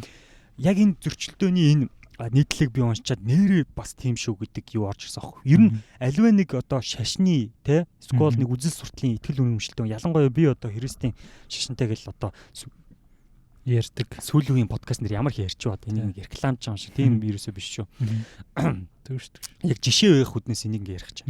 Яа Христ заахаа би жишээ болгоо хэлчихтэй. Яг Христ итгэдэг юм Христийн итгэлт хүмүүс ямар нэгэн байдлаар мэдээж шашны ямар нэгэн хүмүүс одоо Христ итгэх ч юм уу одоо буддист өөр юуд нь лал одоо тэ энэ хүмүүс итгэлээсээ ухрах ч юм уу за ухрах гэх юм уу эсвэл давах ч гэдэг ч юм уу тэ энээсээ болох тохиол байдаг шүү дээ тэ. Гэтэ яг саяны энэ жишээтэй төстэйгээр Христ итгэх итгэлээ одоо орхидог болдог хүмүүс байдаг аахгүй. Тэр нь юу гэдэг вэ гэхээр яг энтэй ижилхэн нөх амар том ингээл Христ итгэх итгэл ингээл том юмар солигдохоос илүүтэйгээр энийг орхихоос илүүтэйгээр жижигхэн юм те эсвэл одоо юу гэдэг те яг ингээл төдөө очих гэсэн нэг тамхи татдаггүй байж байгаа ч юм эсвэл яг зүгээр нэг хідэн пяав уудаг эсвэл архи уудаг заах энэ жижигхэн жишээ юм байна те ингээд ингэчингүүтээ өөрийгөө тэр хүн гим нүгэлтэй болчихгоо би ч юм болон сүмд явдаг те эсвэл би юм итгэл үнэмшилтэй би одоо хүнд худлаа хэлэхгүй би хүнийг хуурахгүй эсвэл одоо ингэхгүй тэхгүй гэсэн ирнэ би энэ зарчмаас би ухарчлаа гэдэг тэр итгэл үнэмшил тэр хүнийг зоож ирж байгаа байхгүй те тэгээд өөрийгөө одоо ялж гин гэсэн үг те тэгэнгүүт тэр ялтаа ингээд хоорондоо тэмцээл тэгээд буцаж гайгүй болчихно буцаал ингээд тамхиндаа ч юм архиндаа ч юм ингээд оронгуудаа тэр хүн ялж ийснаа тарих яаж ажилтдаг хөхлөггүй чи ингэж өөрийгөө ялж яхахын оронд наад итгэл үнэмшлээ болчихлоо үгүй чи болчих юм бол зүг зүгээр харин ч улам илүү хаппи амьдрын улам илүү ад жаргалтай энэ чамд ад жаргал өгж байгаа энэ зүйл чинь буруу зүйл биш байхгүй юу гэд тэгээд энэ итгэл үнэмшлээ хүмүүс хайдаг байгаа. Тэгээ яг энтэй ижилхэн байдлаар хүмүүс ингэж одоо энэ жижигхэн юм дээр дөрөөгдөж одоо ингэж итгэл үнэмшил бол үзэл баримтлал энэ зүйлээсээ хүн одоо тарих угаах буюу хүний тэр нөгөө нэг одоо нөгөө thought reform буюу тэр оюун бодлынх нь одоо реформ бол ингэж хийгддэг байх шүү гэдгийг бол яг энэ жишээн дээрээс бол олж харж болохоор байгаа. Яг тийм байна те. Тэгээ ер нь яг нөгөө хүмүүс яг ингээд яг энэчнээс ингээд яхад яг ойр тойрныхоо нөлөөнд яг ингээд оронгот л хүний одоо сэтгэлгээ одоо үзэл бодол нь өөрчлөгддөг байхгүй те. Хүн чинь одоо ингээд ухамсар үйл хөдлөлөө одоо өөрийнхөө одоо энэ логик сэтгэлгээгээр удирддаг гэж боддоо шүү дээ те. Тэгэд яг үнэндээ болохоор одоо ингээд нийгмийн одоо энэ шахалт нөлөө өгдөг ч юм уу те. Эдгээр нь яг үйлдэл хийхэд хүргээд тэгээ дараа нь хийсэн үйлдэлээ зөвтгөж одоо хамгаалж бодохын тулд одоо тэр өөрийнхөө үзэл бодлоо нийцүүлж яаж байгаа юм те. Жишээлбэл чи одоо нөгөө сандгуу ингээл ялангуяа ингээд одоо улс төрийн үзэл баримтлалаа ингээд нэг ингээд барьсан хүмүүс яг тэр чигтэл ер нь явцдаг шүү дээ. Тий. Яг л одоо жишээлбэл яадаг юм те нэг ардсан намд ч юм уу за яг нэг заавал намын нэр дурдаад ч одоо юу гэдэг нэг либерал үзэлтэй эсвэл нэг одоо консерватив үзлийнхэн эсвэл нэг ахыгаа ч юм нэг ихчээ эсвэл аав ээжигээ ч юм уу те тэр анх яг авсан мэдсэн тэр зүйлээ дамжуулаад тэрийгээ ингээл баттгаад тэгээд тэнд хүн хамгийн гол нь өөрөө биечилж оролцоод оролцсныхаа дараа буцаад тэрнийхээ эсрэг байр суурьнд гарах амар хэцүү байдаг байхгүй. Хүн яагаад тэгэхээр өөрийгөө хүн эсэргүүцэх чинь тархины хувьд бол амар боломжгүй зүйл байна. Хүн өөрийгөө эсэргүүцнэ, өөрийгөө үгүйсгэнэ гэдэг чинь хүн тарих өөрийнхөө эсрэг ажиллахтаа л ижлэхэн болчих гээд байгаа байхгүй. Тийм учраас хүн яадаг гэхээр өөрийгөө хүн ер нь үгүйсгдэггүй. Бид нар мэдэн штэ хүн өөрийгөө хамгаалах механизмтай байдаг. Төрөлхийн тий. Тийм учраас хүн өөрийнхөө тэр за эн чин миний л зүгээс миний ийм зүгээс бол зөв байна гэдэг тэрийг насан туршдаа бол хамгаалдаг. Манай Монголын улс төр бас тэгтээ наа чи хаяа жоохон үйлчлдэг юм аа гэхгүй. Амар ингээд жоохон өөр юм агаар салхи шиг ингээ өөрчлөгцөө тэгээ. Шууд ингээ улааныг харж урууж, шарыг харж шарвнаа гэж байгаа шүү дээ. Яг л байгаа хөөхтэй. Тий. Тийм түрүү тэгээд тэгээд энэ тарих угаалтыг ингээд ярингууд улс төртэй ингээд өссөн өсөөгөө холбогдож байгаа хөөх тий. Тэгээд түрүүн чиний нөгөө нэг ярьжсэн шиг улс төрийн алуурчин хитмэн гэд ярьжсэн. Эдийн засгийн алуурчин тий. Улс төрийн эдийн засгийн алуурчин хитмэн гэд ярьжсэнтэй адилхан. Энд чи би бас нэг хүний талаар нэлээд уншлаа л да. Энэ болохоор Эдвард Бернес гэдэг Америкийн Австрид дуун төрсэн хагас иврээ. Тэгээд өөрөө бол Америкт амьдралынхаа ихэнх үеийг өнгөрүүлсэн карьерийнхаа. Тэгээд энэ хүний намтар нь юу юм гэхээр яг товчхон дуртах юм бол дэлхийн 1-р дайны төгсгөл хавруу буюу 1917 онд Америкийн 28 дахь ерөнхийлөгч Woodrow Wilson гэдэг хүн өөрийнхөө доор юм Committee on Public Information гэсэн юм алба байгуулсан юм байна. Энэ болохоор одоо олон нийтийн одоо мэдээллийн одоо алба гэдэг нэртэй тийм. Энэ болохоор ямар үүрэгтэй гэхээр ерөнхийдөө олон нийтийн сэтгхүйг дэлхийн 1-р дайнд оролцох нь зөв гэсэн одоо суртал ухуулгаар одоо хангах хэрэгтэй. Ийм байгуулад алба байгуулад. За тэгээд тэрнийхэн доор нь Эдвард Бернес гэдэг хүн залуухан сэтгүүлч дөнгөж карьер эхлүүлжсэн залуухан сэтгүүлч ажиллаад тэгээд тэр хүн дайны дараа юуг ойлгосон гэхээр ер нь бол энэ олон нийтийг ингэж одоо синхруулах гэх юм да жоохон негатив байдлаар хэлэхэд олон нийтийн санаа бодлыг ингэж залуурдах ер нь одоо ямар их хүч агуулгадд юм бэ те. Энийг хэрвээ эзэмшсэн байх юм бол улсыг одоо ингэж авч явах хэмжээний ийм power арталт нь байдаг юм байна гэдгийг энэ хүн ойлгоод тэгээд дэлхийн 1-р дайны дараа энэ хүн болохоор Нью-Йоркт иргэж ирээд тэгээд өөрийнхөө компани байгуулсан байгаа юм л да. Тэгээд тэр нь болохоор ийм одоо пропаганда гэдгийг тэр хүн хамгийн анх пропаганда гэдэг үгэнд ийм негатив одоо утга агуулгадаад байна. Жохон сөрөг байдлаар хүмүүс хүлээж аваад байна. Тэгэхээр энийг public relation гэдэг нэрээр сольжээ. Тэгээд энийг илүү одоо шинжлэх ухааны хэлбэрт юм судалгаан дээр суурилсан шинжлэх ухаан болгоё гэдгийг хамгийн анх санаачлаад тэгээд одоо public relation буюу одоо PR те бид нар PR хийнэ менежер гэж ярьдаг тийм. Тэгээ PR гэдэг энэ шинжлэх ухааныг одоо хамгийн анх үндэслэсэн хүмүүсийн нэг те. Тэгээ энэ хүү өөрийнхөө одоо консалтинг буюу зөвлөгөө өгдөг бусад юм том компаниудад ер нь яаж барааныхаа одоо сэлийг ихсэх үү те. Тэр ерөнхийдөө одоо нөгөө дайнд ашиглагдчихсэн хүүтэн дайны үед ашиглагдчихсэн энэ олон нийтийн үзэл одоо оюун санаанд нөлөөлөх энэ одоо техникийг илүү бизнесийн ертөнц рүү хөрвүүлсэн гэсэн үг тийм. Тэгээ энэ хүн одоо жишээлбэл дэлхийн тухайн дэлхийн одоо Английн Америкийн том компаниуд мөн одоо үндсэн дамсан том корпорациудад дандаа ингэж консалтинг хийдэг байсан байгаа. Одоо бидний мэддэг Procter and Gamble гэдэг ч юм уу тийм. Dodge гэдэг машиныг үүдэг те.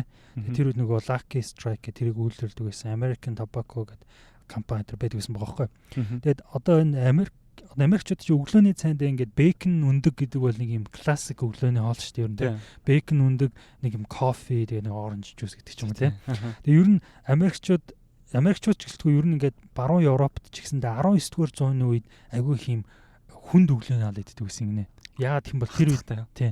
Тэр үед яагаад гэх юм бол нөгөө ийм их биеийн хүчний ажил хийдэг те яг нөгөө аж үйлдвэржилтийн 100 өдр гэл тэгээд 20 дугаар 100 гараад 20 дугаар зууны дунд хавьяас хүмүүсийн өглөөний хоол ер нь айгу багассан юм байна. Хүмүүсийн айгу бага юм нэг тост гэдэг нөгөө талах шарчин дээр нэг хийдэг нэг талах тэгээд нэг кофе гэдэг ч айгу бага юм иддэг болсон. Тэгээд Beach and Nut гэдэг энэ компани болохоор бэйкон үйлдвэрлэлийн хамгийн том компани. Тэгээ энэ хүн болохоор Эдвард Бернес гэдэг энэ хүнийг хайрлаад тэгээд энэ хүнд одоо захиалга өгөөд одоо манай ингээд борлуулалт багасаад байна гэсэн чинь тэр хүн одоо өөрийнхөө доотлын хүнийг имлгүүдээр явж судалгаа хийлгээд тэгээд ер нь бол ийм өглөөний хоолыг ер нь бол сайн идэх хэрэгтэй гэсэн тийм судалгааг өөрөө доотлынхаа багтаагаа амт гаргаж ирээд тэгээд тэрийг олон нийтэд ингэж одоо реклам хэлбэрээр те ер нь тэр нь бас үнэлэлттэй байж шүү дээ. Ер нь бол хүн ингээ өглөөнийхөө хоолыг сайн идэх хэвээр орой идэхээс илүү хүн өглөө идэх юм бол өдөртөө ингэх хэвээр гэж. Тэгээд одоо тэрнээс хойш энэ бэйкон тэгээд энэ бэйкныхаа сурчлагаатай тэрийг хамт гаргаад тэгээд хүмүүс ер нь бэйкон үндэг гэдэг юм классик өглөөний хоол бий болсон гэж байгаа байхгүй. Тэгээд бас нэг сонирхолтой жишээ дуртахад 20 дугаар зууны ихэнх хавьд ер нь одоо нөгөө 20 дугаар 19 дугаар 20 дугаар зуун гэл ер нь одоо 20 дугаар зууны сүүл хавьруул одоо эмэгтэйчүүдийн эрх ингэж одоо эрэгтэй эмэгтэй эрх хүүсийн тэрх ихш гэдэг юу ч ихш тэгш хүүсийн ихш тий тэрх их хүүсийн тэгш эрх гэдэг зүйл ер нь бий болж байгаа шүү дээ. Тэгээд 20 дугаар зууны эхэнд ер нь Америкт эмэгтэй хүмүүс тамхи татаж болдгоо байсан юм байна. Ялангуяа олон нийтийн газраар эмэгтэй хүмүүс гэртэл тамхи татна гэхээс ер нь олон нийтийн газраар эмэгтэй хүмүүс ер нь тийм хуулиндаа байхгүй ч гэсэндээ нэг нийгмийн хэм хэмжээндээ те моральны хувьд гэдэг ч юм уу эмэгтэй хүмүүс гадуур тамхи татах ер нь тийм имиж аяг онцгой байсан. Тэгээд тэр үед яг нөгөө Lucky Strike-ийг үйлдвэрлэгч тэр компани Bernays-ийг одоо хайрлаад энэ хүн захиалгууд манайх одоо энэ одоо нийлүүлэлтэд нэмэр байна гэд. Тэгээд тэрний одоо захиалгаар энэ хүн одоо эрэгтэй эмэгтэй хүмүүсийн тэр хэгшин яагаад гэж эрэх тэгш байдлын талаар энэ хүн одоо кампайн хийгээд кампанид ажил хийгээд тэгээд ер нь эрэгтэй эмэгтэй хүмүүс одоо тэгш юм а тий олон нийтийн газар эмэгтэй хүмүүс ч гэсэн тамхи татах хэрэгтэй тий. Тэгээд одоо олон одоо селебрити олонний танил эмэгтэй модель хүмүүсийг нүүр царайгаа болгоол тий. Тэр хүмүүс ингээл гоё энэ тийм тамхи татж байгаа. Тэр нэг юм кул имиж маягаар маш их одоо кампайн реклам сурталчилгаа явуулаад тэгээд ер нь тэрнээс хойш Америкт эмэгтэй хүмүүс тамхи татах явдал асар их хэсэг. Гудамжин тамхи татах олон нийтийн газар одоо тамхи татах. Тэгээд тэрнээс хойш тэр Lucky Strike-ийг үйлдвэрлэдэг компани sales нь 5 жилийн дотор 30% өссөн гэж байгаа юм. Хөөх зөөз. Тэгээд энэ хүний талаар ярьж ирсэн гол зорилго нь болохоор энэ хүн болохоор сүүл рүүгээ нэг улс төрийн юм захиалга авч эхэлсэн. Тэгээд ялангуяа Америкийн одоо засгийн газар CIA тагнуулын байгууллагатай хамтарч нэг кампайн одоо нэг ажил хийсэн байгаа байхгүй. Тэгээд энэ нь болохоор энэ хүн нэрээ сонирхолтой нэг Австрид төрсэн гэдгсэн шүү дээ тий. Энэ хүний наг зэгч нь болохоор нэг Sigmund Freud шүү дээ тий. Яг тэрний эхнэр нь байсан гэж байгаа байхгүй тий. Тэгэхээр Sigmund Freud алдартай хүний тий одоо хот ураг баг тий. Тэгээд ер нь бол Sigmund Freud өөрийнх нь одоо ментор тэгээд яг өөрийнхөө тий үзэл бодол тэр одоо энэ хүмүүс олон нийтийн одоо санаа бодлыг удирдах гэдгийг Sigmund Freud-ийн одоо гаргасан хүмүүсийн одоо сэтгэлгээний судалгаан дээр юм суурилж өөрийнхөө психоанализээр суурилж гаргасан байдаг гэдэг жаахгүй. Тэгээ энэ хүнийг яагаад яасан гэхээр за United Fruits гэдэг нэг компани байгаа заяа. Тэр нь болохоор одооны нэг одоо нэрээ мартчих. Тэр үед болохоор дэлхийн одоо бананы үйлдвэрлэлийн талаас дээш хувийг хангадаг заяа. Тэгээд банан ч одоо тропик одоо юм одоо халуун орны бүсээр ургадаг юм биш үү те. Ургадаг шүү дээ те.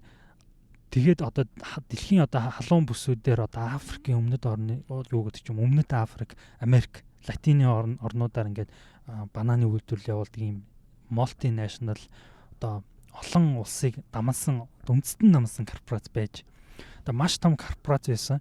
Тэгээд Америк мэдээж одоо headquarter те Америкт одоо үйл ажиллагаа толгой компани байдаг. Тэгээд энэ компани яасан гэхээр одоо Төв Америкийн Гватемал гэж жижиг улс байдаг. Гватемал тэгээд Никарагуа гэдэг энэ жижиг улсуудад одоо өөрснийхөө ноёрхлыг тогтоогоод тэгээд тэнцээ бүр төмөр замыг ингээ хатгацсан. Тэгээд газруудыг ингээ ихэнх нь худалдаад авцсан. Дандаа өөрснийхөө үйлдвэрлэлийг явуулдаг тийм. Тэгээд хүмүүст маш бага цалин өгдөг. Тэгээд ер нь одоо ажиллах одоо орчны хувьд маш муу тийм. Цаад одоо Гватемалынхаа засгийн газар тэр улстай хүмүүстэй одоо бенефит багтай, ашиг багтай. Ер нь бол одоо эксплойт хийж гэнэ гэсэн үг байхгүй тийм. Зүгээр л нэг одоо бананы компани шүү дээ тийм. Бананы компани тийм. Улсыг дээрэмдэж байгаа байхгүй. Тэгээд одоо ихэнх газрууд нь тэр компани мэдл байдаг гэх юм. Тэгээд юу яасан байгаа юм л да. 1951 оны 3 сард Гватемалад Жакобо Арпенс Гузман гэдэг ерөнхийлөгч гарч ирсэн байна. Энэ хүн болохоор юу хийсэн гэхээр ийм газар тариалангийн реформыг баталсан байна. Энэ нь болохоор шууд утгаараа юу гэхээр улсынхаа 209 мянган акр газар буюу одоо асар их United Fruit компани эзэмшдэг газрын бараг 80% бараг 90% гэж аахгүй ихэнх нь шууд одоо улсын мэдэлд хурааж аваад тэгээд ажилгүй орлогогүй байгаа дэнгийн одоо тариаланчдад буцааж газар өгнө гэж ийм одоо газрын одоо газар тариалангийн реформ хийсэн байна. Хууль батсан гэсэн үг тийм. Тэгээд энэ нь болохоор мэдээж шууд утгаараа United Fruit-д одоо асар их хохиролтой шүү дээ тийм. Тэгэнгუთ энэчнээс нөгөө хим Берней юу хийсэн гэхээр шууд эсрэг талынх нь одоо дайсны бэлдсэн гэсэн үг байхгүй. Тэгээд тэр одоо Америк Никарагуад яг адилхан үйл ажиллагаа явуулдаг байсан. Тэгээд Гватемалын одоо цэргийн одоо хурандаа Карлос Кастило Армас гэдэг хүний одоо өөрснийхэн талд оруулаад өөрснөө артлаас нь саппортлж туслаад тэгээд тэр хүний одоо зэвсэг бүх одоо юу гэдэг чинь иргэний дан үсгэх бүх юмар хангаад тэгээд Америкийнхаа медиада одоо жишээлбэл Америкийн одоо хэвлэл мэдээллийн хэрэгслэр тэгээд Гватемалын хэвлэл мэдээллийн хэрэгсэл өөрснийхөө хүмүүсээр тавиад тэгээд Тэр одоо нөгөө шинээр гарч ирсэн Гузман гэдэг ерөнхийлөгчийг за энэ хүн бол одоо улаан одоо коммунист хүн гэсэн тийм одоо PR хийсэн ба. Хүмүүсийн одоо тархи угааж ирсэн гэсэн. За энэ хүний ардталт бол ерөөсөө л одоо зөвлөлт толгойд улсын коммунистууд байгаа. Энэ хүн одоо ингээд энэ улсаа улаан коммунист болгоод танаа улсч одоо ингээд бүр одоо ингээд мөхлөргөө явж байна тий. Тэгэл одоо нөгөө хүдэн дайны одоо юу л яваад байгаа юм л та. Тэгээд ийм одоо үзэл суртал явуулаад тэгээд гол нь маш бага удаанаар ингэж хийсэн байгаа байхгүй баг ингээд бараг 10 жилийн хугацаатай тий. Тэгэл багаар одоо нөгөө нэг тэр Гузман ерөнхийлөгчийн доотлын хүмүүсийг за энэ хүн бол одоо энэ хүний гар хөл гэдэг ч юм уу тий. Тэр ерөнхийлөгч бол улаан хувьсгал коммунист хүмүүсийн гар хөл болсон хүн гэл ингээ багаар хүмүүсийн оюун санааг ингэж пропагандагаар идэж одоо хийж агаад тэгж байгаа сүүлд нь нөгөө Карлос Кастило Армас гэдэг тэр нөгөө цэргийн хурандаа хүнээр одоо иргэний дайн хийлгээд тэгээд хоёр талаас одоо мэдээж дайн байлдаан болно те. Тэгээд нөгөө ерөнхийлөгчийн талынх нь ялагдаад тэгээд Мексик руу дөрөөд гарсан байгаа байхгүй. Бүрөө. Тийм. Тэгээд одоо буцаад одоо United Fruit буцаад Гватемалад ороод өөрснөөхөө хэвийн үйл ажиллагааг аваад явдаг ч юм уу те. Тэгээ одоо хүртэл ингээл Гватемала, Никарагуа гэл иргэний дайнтай ер нь л юм тогтворгүй улсууд байдаг шүү дээ те. Тэгэхээр яг одоо Америкчууд яг тийм хийсэн байгаа байхгүй те. Яг өөрснөөхөө одоо сайн сайхан одоо өөрснөөхөө эдийн засгийн эрх ашигын төлөө одоо тэр улсыг гаргуунд нь гаргаж байгаа байхгүй те. Тэр энэ бол бас яг Америкчуудын хийдэг яг юм сургамжт одоо өгүүлэг болгоо шүү дээ. Түүхэн тий. Тийм түүхэн бол ийм надад бас байгаа тий. Тэгээд одоо leave me-ийн жишээ мишээ эдэргээл тий. Тэгэл одоо наад нөхөрч бас самарч шүү тий. Тий. Самарч. Энэ хүний хэлсэн нэг одоо quote гэх юм уу тий. Хэлсэн нэг үг байгаа байхгүй. Энэ болохоор одоо арчилсан нийгэмд олон хүн эмх замбраатай зөгцөн амьдрах үндэс суурь нь санаа бодлоо сурталчилахаар дамжуулан жолоод болох гэж байна. Хүмүүс ер нь анхнаасаа л нийгэм угаасаа ямар нэгэн одоо нэг одоо дээдлийн нэг хүчинд захирагдаж санаа бодлоо ингэж жолоод болох гэж л нийгэм байдаг те. Ялангуяа одоо нарчилсан нийгэм болвол те. Үгүй бол хүн бүр өөрийнхөө дайрч зүтгэн энэ нийгэм эмх замбраагаа алдаж мөхөл төрнө гэж байгаа юм. Тэгэхээр ер нь бол ингэж нэг ямар нэгэн хин нэгэн хүн гарч ирж ил энэ хүмүүсийн оюун санааг жолоодож явах хэрэгтэй те. Тэр нь тэгтээ хин гэдэг нь бол мэдээж ята ус болгон дээр мэдээж өөр байгаа те. Тэгэхээр Зигмунд Фройдын бас нэг хэлсэн баг үг байгаа. Энэ болохоор хүн зөвхөн оюун санаандаа тулгуурлан аливаа зүйлийг үнэлж дүгндэг гэж боддогч үнэн хэрэгтээ далд ухамсартай захирагддаг гэж байна.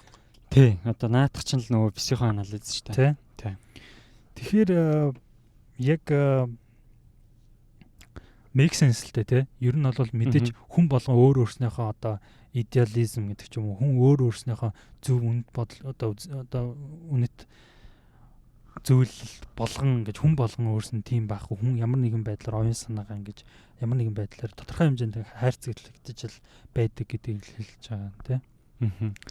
Бидний нөгөө нэг төсөөлж чадхаас эсвэл бидний нөгөө нэг оюун ухаан гэж одоо юу гэмдэ те ингэж яг ерөнхийд нь ингэж багцаалдаж харж чадхаас илүү одоо тэр зүйлийг хүн яадаг вэ гэхээр зөнгөөрөө дагах л тийм үйлдэл гаргадаг л да. Ер нь яг нөгөө сүргийн ойлголт байна шүү дээ те. Хүн бол нэг талаараа амтналыг шинжтэй те. Нэгийг дагдаг те. Амтан бол нэг альфагаа дагдаг те. Тэгээд нэг чонтой зүүрлэх юм бол ярьжсэн. Өмнө ярьж л байл подкаст дээр. Ярьжсэн те. Тэгээд дагдаг тэр зүйл нь юу вэ гэхлээр нөгөө далд ухамсараараа те. Хүн өөрөөсөө илүү хүчтэй тэр зүйлийг ингээд дагдаг те.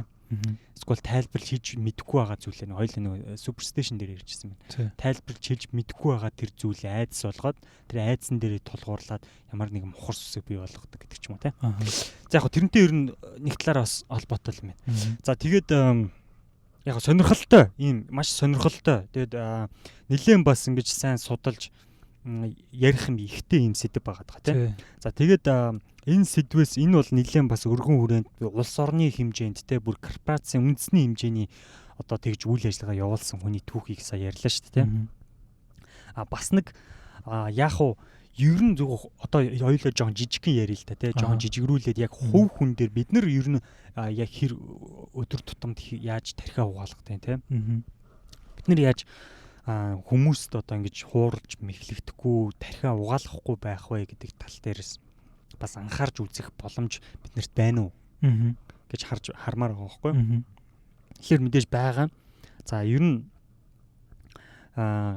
сэтгэл зүйн юм хичээл өгдөг байхгүй. Тэгээ тэр нь болохоор яг нөгөө биеийн хилэмж болоод яг тухайн сэтгэл зүйчид л зөвхөн одоо сурах ёстой байдаг ийм сэтгэл зүйн одоо тийм юутай мэрэгжилтэй болж байгаа хүмүүс тусгаалan заадаг ийм арга зүйн хичээл байдаг.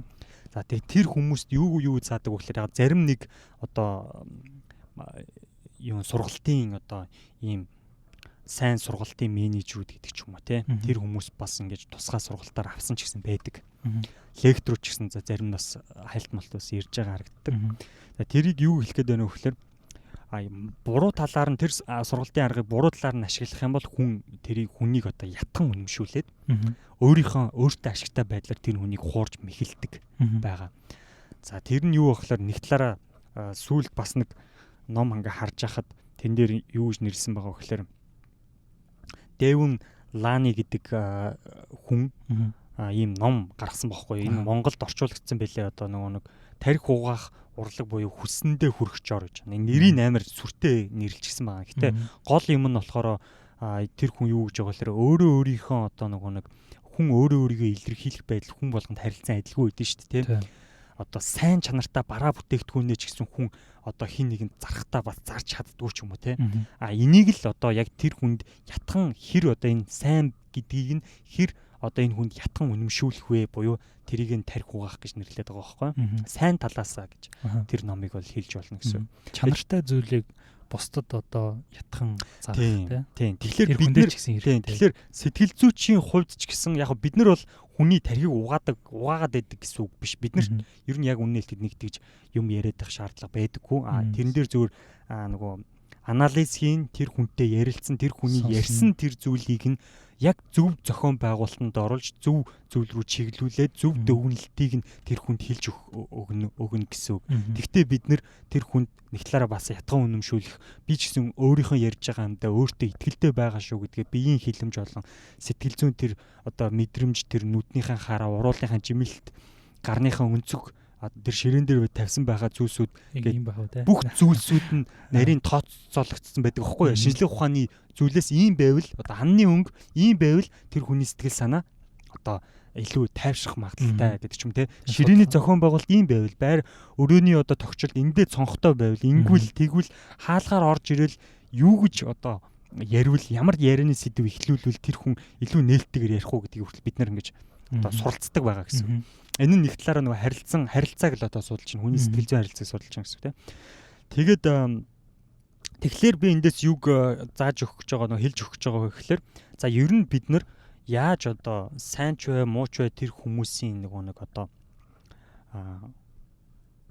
хит одоо нөлөөнд автахгүй байх вэ?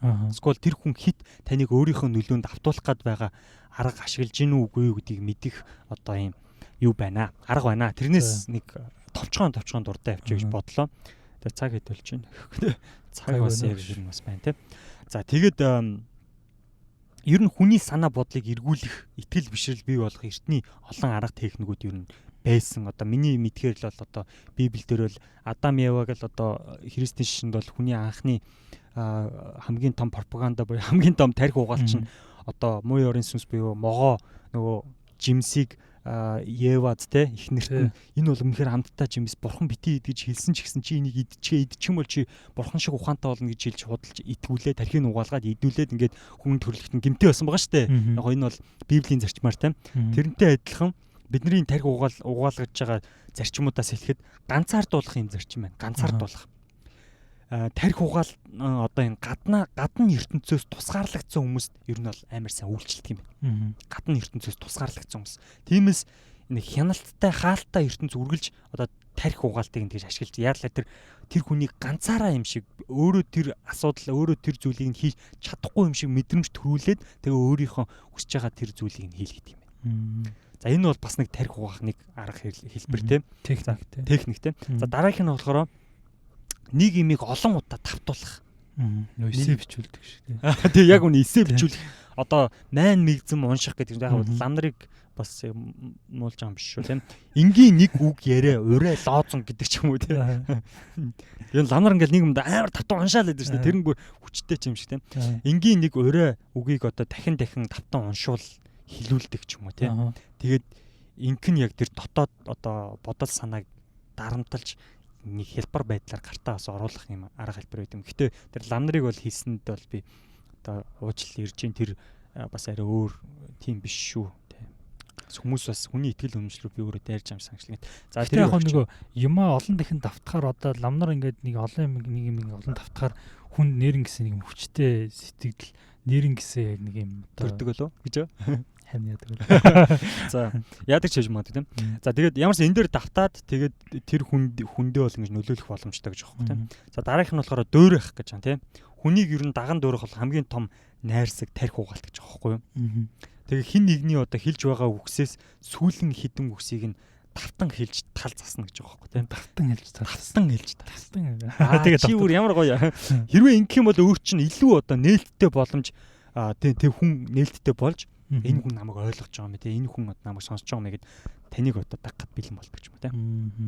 За энийг бол яа зарим сэтгэл зүйч ч юм уу зарим зөвлөгөө өгөх техникийн хүмүүс бас жоохон дагдаг байгаа. Та ясаа ингэж хэллээ тийм үү? Тийм шүү дээ. Би яг наадах чи хэлээд байна. За тэгээд дахиад одоо хоёр байна. Тэр нь юу вэ гэхээр бид хамтдаа гэж итгүүлэх те. Би одоо чиний тал шүү гэдэг те. Би чинь чиний тал учраас хамтдаа одоо энэ шийдвэрийг гаргана те. Өөртөө ашигтай байлаа гаргадаг ч юм уу те. Бидний эсрэг байгаа зүйл бол энэ гэж итдэг ч юм уу те. Тэрний эсрэг төрхрүүлэхин тулд те. Бидний эсрэг гэж нэ те. За дараагийнх нь болохоор олон хувилбар санал болгох. За энэ олон хувилбар бол ер нь бол нэлээд бас эрхчлөөт хүний одоо ганц хэцүү зүйл бол сонголт гэдэг байгаа шүү дээ тийм. Капиталист одоо нийгэмд бидний амьдарч байгаа нэг сайхан амьдарч чадахгүй байгаа нэг зүйл бол бид нэр яг цэвэр өөрийнхөө одоо яаж амьдрахаа сонгодог энэ сонголтон дээр л. Гэтэл коммунист нийгэм чинь одоо хүмүүс аз жаргалтай байсан гэж яригадаад байна шүү дээ тийм. Тэр нь болохоор бүх юмын цаанаас нь одоо заагаад өгчтэй бид нэр тийм нөгөө төлөвлөгөөт эдийн засагта тийм манай улс тэдэн онд ийм зүйлд хүрнэ бид нар коммунизмд хүрэх гэж байгаа шүү гэдэг тэр зүйлийг нь хэлж өгч байгаа учраас тэр нь илүү одоо амархан байгаа гэсэн. Гэтэл олон юм санал болгохоор хүн яадаг вэ гэхээр ингээд сонголт хийх боломжгүй болж байгаа гэсэн. Чи боддоо нэг за чи энэ 100 хар өнгөнөөс нэг хар өнгийн сонго гэж байгаа хөөхтэй амар хэцүү үстэй 100-уулаад нэг хар гэлгар хар тийм хар гэх хүн амар ингээд төөрөлдөг. Гэтэл за чи энэ хоёр хар өнгийн нэгийг сонгол амар амархан байхгүй та. Тэгэхээр олон хувилбар санал болгонгуудаа нөгөө өндөө олон боломж байгаа мэт сэтгэл төрүүлээд тэгээ тэр нь бол яг өндөө л тийм биш. Айл нэгийг сонгосныхаа дараа тэд одоо эсвэл ингээд сонгоо дуусныхаа дараа ч юм эсвэл за энийг сонгочих гэхэд тэр хүн илүү амархан одоо таны үгэнд ордог ч юм уу те. Тиймэрхүү байдлаар. Interesting. Ингиж хүний тархийг багахан байдлаар өөртөө ашигтай байдлаар ингэж одоо яах боломжтой байдаг тийм. Аа. Ер нь сонирхолтой юм те.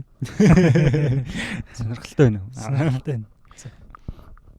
Ер нь тэгээд одоо яг бидний одоо энэ орчин бидний одоо амьдарч байгаа ялангуяа одоо ингээд хүмүүсийн харилцаа ихэвчлэн сошиал дижитал орчин ингэж өрнөдөг тий бидний одоо мэдээлэл авах суугч гэсэндээ ер нь ингээл бараг дийлэнхөө ингээд дижитал хэлбэрээр болчихлоо шүү дээ тий бид тэгэл интернетээр вебсайтаас мэдээлэл авах сквал одоо сошиал медиагаас гэдэг ч юм уу мэдээлэл авж байгаа ихэнх мэдээлэл авж байгаа тий тэгэхээр одоо магадгүй одоо жишээлбэл 20 дугаар зууны үед явдаг байсан пропаганда гэдэг ч юм уу те хуурамч мэдээлэл гэдэг ч юм уу эсвэл ямар нэгэн хүний үзэл бодол одоо өөрийгөө одоо тэр үзэл бодлоо биднэрт итгэн үнэмшүүлэх тэр байдал нь магадгүй 20 дугаар зууны үед одоо арай бүдүүлэг байсан баг те яагаад гэх юм бол хүмүүсийн одоо боловсролын түвшин гэдэг ч юм уу тоогоор байсан те Тэгвэл одоо мэдээж хүмүүсийн боловсролын түвшин илүү өндөр болсон хүмүүс илүү ном уншдаг илүү олон мэдээлэлтэй одоо өссөн үедээ дэлхийн одоо хаач байсан мэдээлэлээ одоо саадгүй ингээд солилцох боломжтой болцсон үед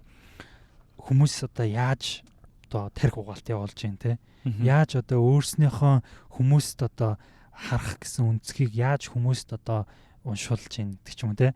Эсвэл бол яаж фейк ньюс тарааж ийн те.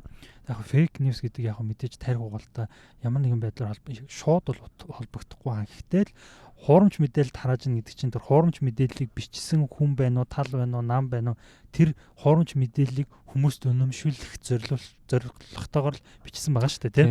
Тэгэхээр бид нар энэ их одоо мэдээллийн одоо их одоо пул сан дотроос бид нар яаж өөрснөөхөө хэрэгтэй өөрснөөхөө одоо яг үнэн зөв гэж бодсон мэдээлэлээ ялгаж одоо авах хэрэгтэй юм бэ гэдэг нэг төрлийн юм одоо чаленж гарч байгаа байхгүй бид нарт тийм ийм олон мэдээлэл дотроос бид нар яаж хэрсүү байж бид нар яаж одоо өөрснөөхөө одоо логик сэтгэлгээн дээр суурилж зөв мэдээлэл авч одоо өөрснөөхөө оюун санааг ингэж зэгцлэх хэрэгтэй гэдэг ч юм уу те. Энэ бол амар одоо бас яалтчгүй энэ сэдвд дотор хамруулж ярих хэрэгтэй одоо нэг зүйл юм болоо гэж би бодсон. Тий. Тий. Тэгээд тэр сүүлд би нэг сонсож байгаа Click Farm гэдэг нэг юм үйлчлэгээ гарч ирсэн байгаа байхгүй те. Чи сонссон би бас чамтай нэг ярьжсэн те. Тэгээд тэр үйлчлэгээний талаар манай сонсогч нар сонссон бол сүүлийн үед одоо хятадд бас хууль бусаар баригдсан. Монголд бас сүүлийн үед сүүлд нэг сонсох нэг юм хаанч хэлээ нэг юм зөөрч байранд нэг хэдэн зуун ширхэг сим карта хэдэн зуун ширхэг утас тэгээд яг ямар үйл ажиллагаа явуулсан тэгээ нэг хэдэн зуун хятад үлээ баригдаал явсан штэ. Тэр бол Click Farm гэдэг үйлчлэгээ байдаг. Тэр нь ямар үйлчлэгээ вэ гэхээр одоо шилбэл компаниудад буюу одоо брэнд үүсгэж байгаа хүмүүс эсвэл одоо ямар нэгэн одоо юу гэдэг чинь те бүтээгдэхүүн зархаж байгаа хүн өмнө дээрээс нь одоо ямар нэгэн одоо өөрийнхөө карьерийг эхлэж байгаа гэдэг ч юм уу те эсвэл ямар нэгэн үзэл суртал дижитал маркетинг хийх гэж байгаа тэр хүмүүст санал болгодог тийм Click Farm гэдэг үйлчлэг байна. Тэр нь яадаг вэ гэхээр одоо интернет дэх хандлтыг нь л нэмж өгдөг гэсэн үг. Ер нь бид нэр ингээ интернет дэх хандлт буюу одоо хамгийн наад зах нь одоо Twitter-т олон дагагчтай хүний бичсэн үг, Twitter цөөхөн дагагчтай хүний бичсэн хоёр үг.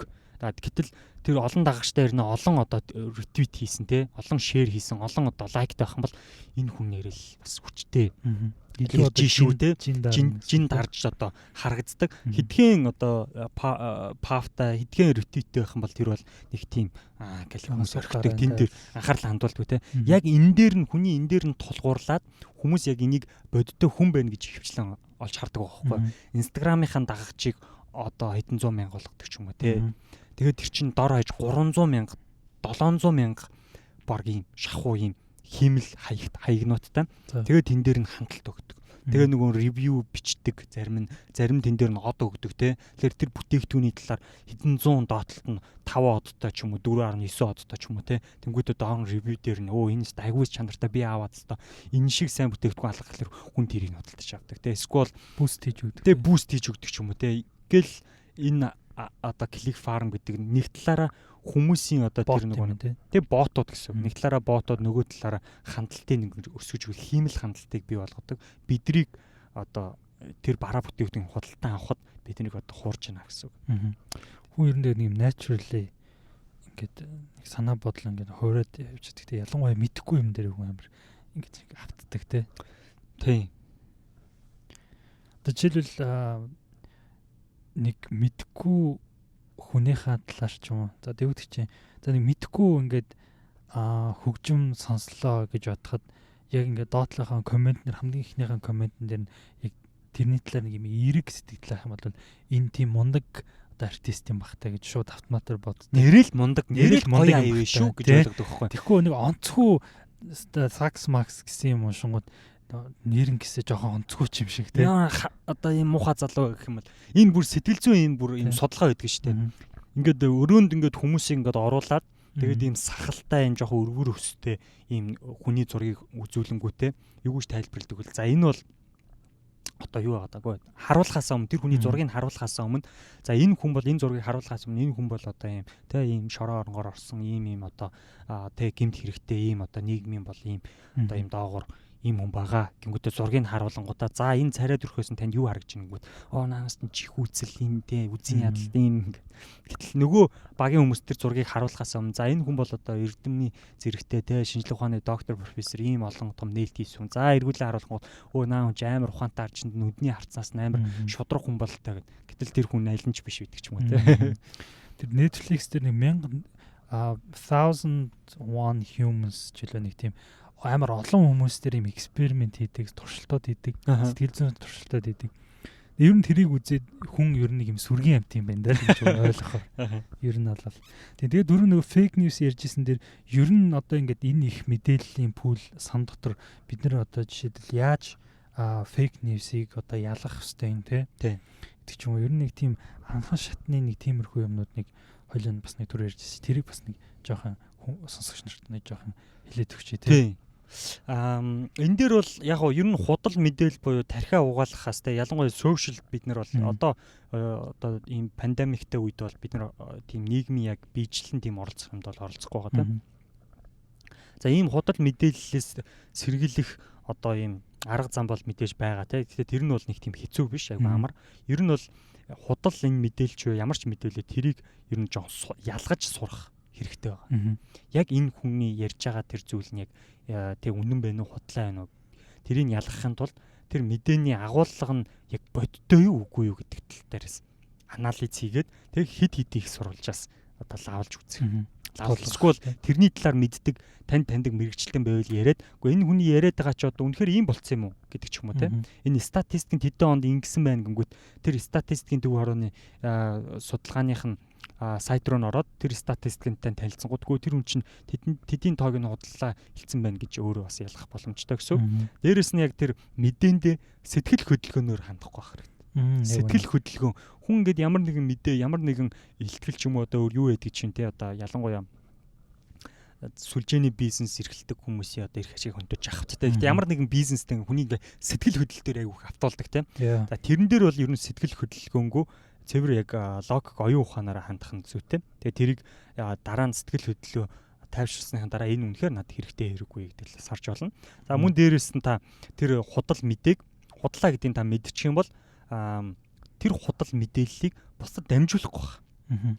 Тэгээд бодиттой мэдээллийг нь дамжуулах. Магадгүй та худал мэдээлэл бодиттой гэдгийг мдээгүй ээжиж та тэр худлаач ээж магадгүй гэж бодож ирсэн тэр мэдээгээ бас битгий дамжуул гэж байгаа байхгүй. Хэрвээ худлаа гэдгийг мдээгүй дамжуулчаад дараа нь худлаа гэдгийг мэдэх юм бол тэр хүн рүүгээ дахиад одоо найз нөхөд тавих юм бол за тэр чинь худлаа мэдээлэл байсан шүү. Тэр нь ч худлаа байлаа шүү. Би тэгээ худлаа хэлсэн байлээ гэд ингээ ярих. Ингэж залруулах хэрэгтэй гэсэн үг юм бол.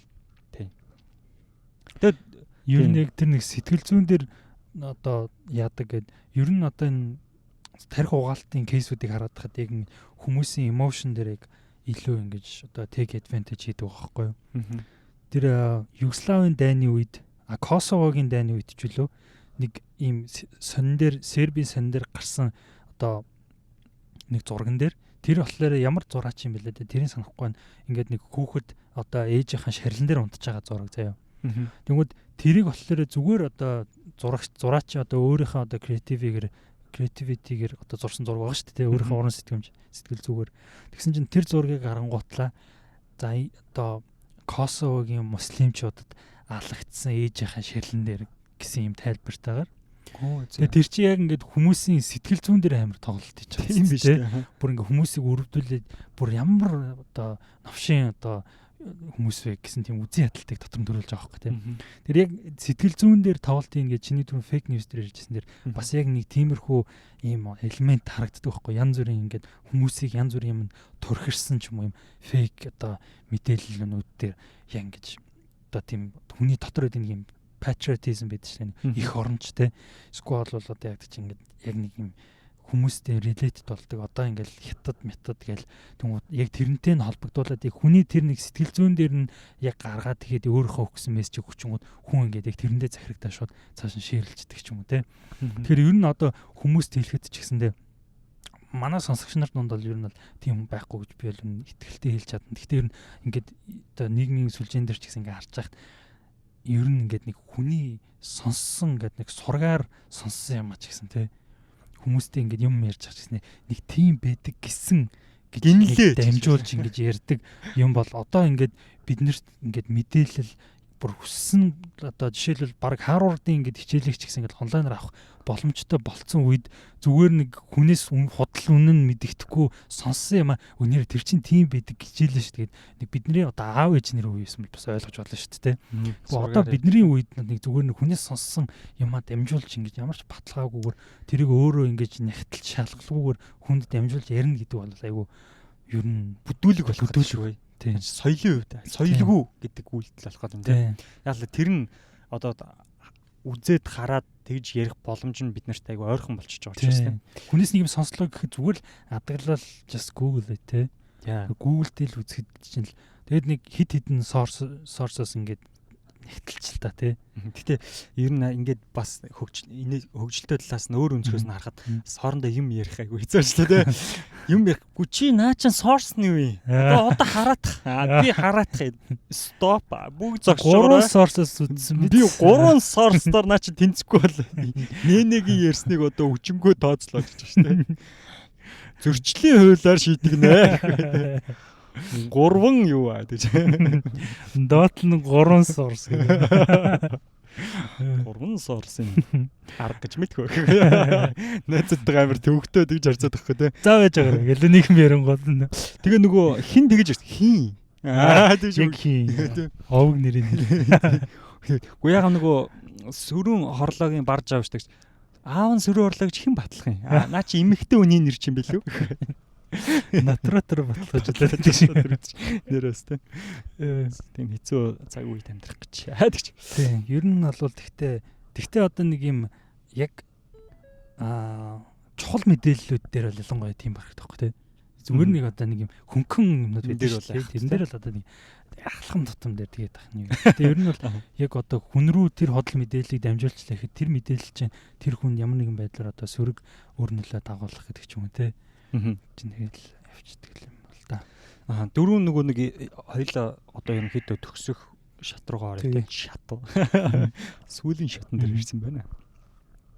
Ийм тархиа ер нь угаалгаж байсан гэдэгтээ ойролцоо ийм үйл явдал ер нь чиний амьдралд болж юу? Тархиа угаалгаж ийсэн гэдэгтээ юу? Ер нь тэгэл одоо ингэ бодож явах чи ер нь нам яг тархиа угаалгасан. За би тэр охинд л тархиа угаалгач. Би үсчэндээ бүр 5 жил тархиа угаалгасан байдаг шүү. Бүр миний тархийг бүр үсийг унтал нь угаасан байсан шүү. Тэгээд тэрнээс хойш бол үс сайхан намирдаг болсон. За чамд ямар жишээ нь? Чам бодчих. Тэг яг бод тийм. Натоо. Миний харь хүсийг угаагаад байлаа. Яг миний яг тархийг угаасан яг тийм юм бол яг чамаас л эхлээд асуугаад жахтай чамаг ярьж байгаа нь бодож үзсэн. Яг надаас очлаа. Гэтэ яг ер нь тэгэл алхам тутам жишээ. Гэтэ тэгэл одоо Монголын ингээд улс төрчин тэгэл тэр чигээрэл тархи угаалт байгаа. Яг ер нь улс төр гэдэг өөрөө ойлгох тэр чигээрэл яг тархи угаалт гэдэгтэй лобби гэж хэлж болох юм да тий.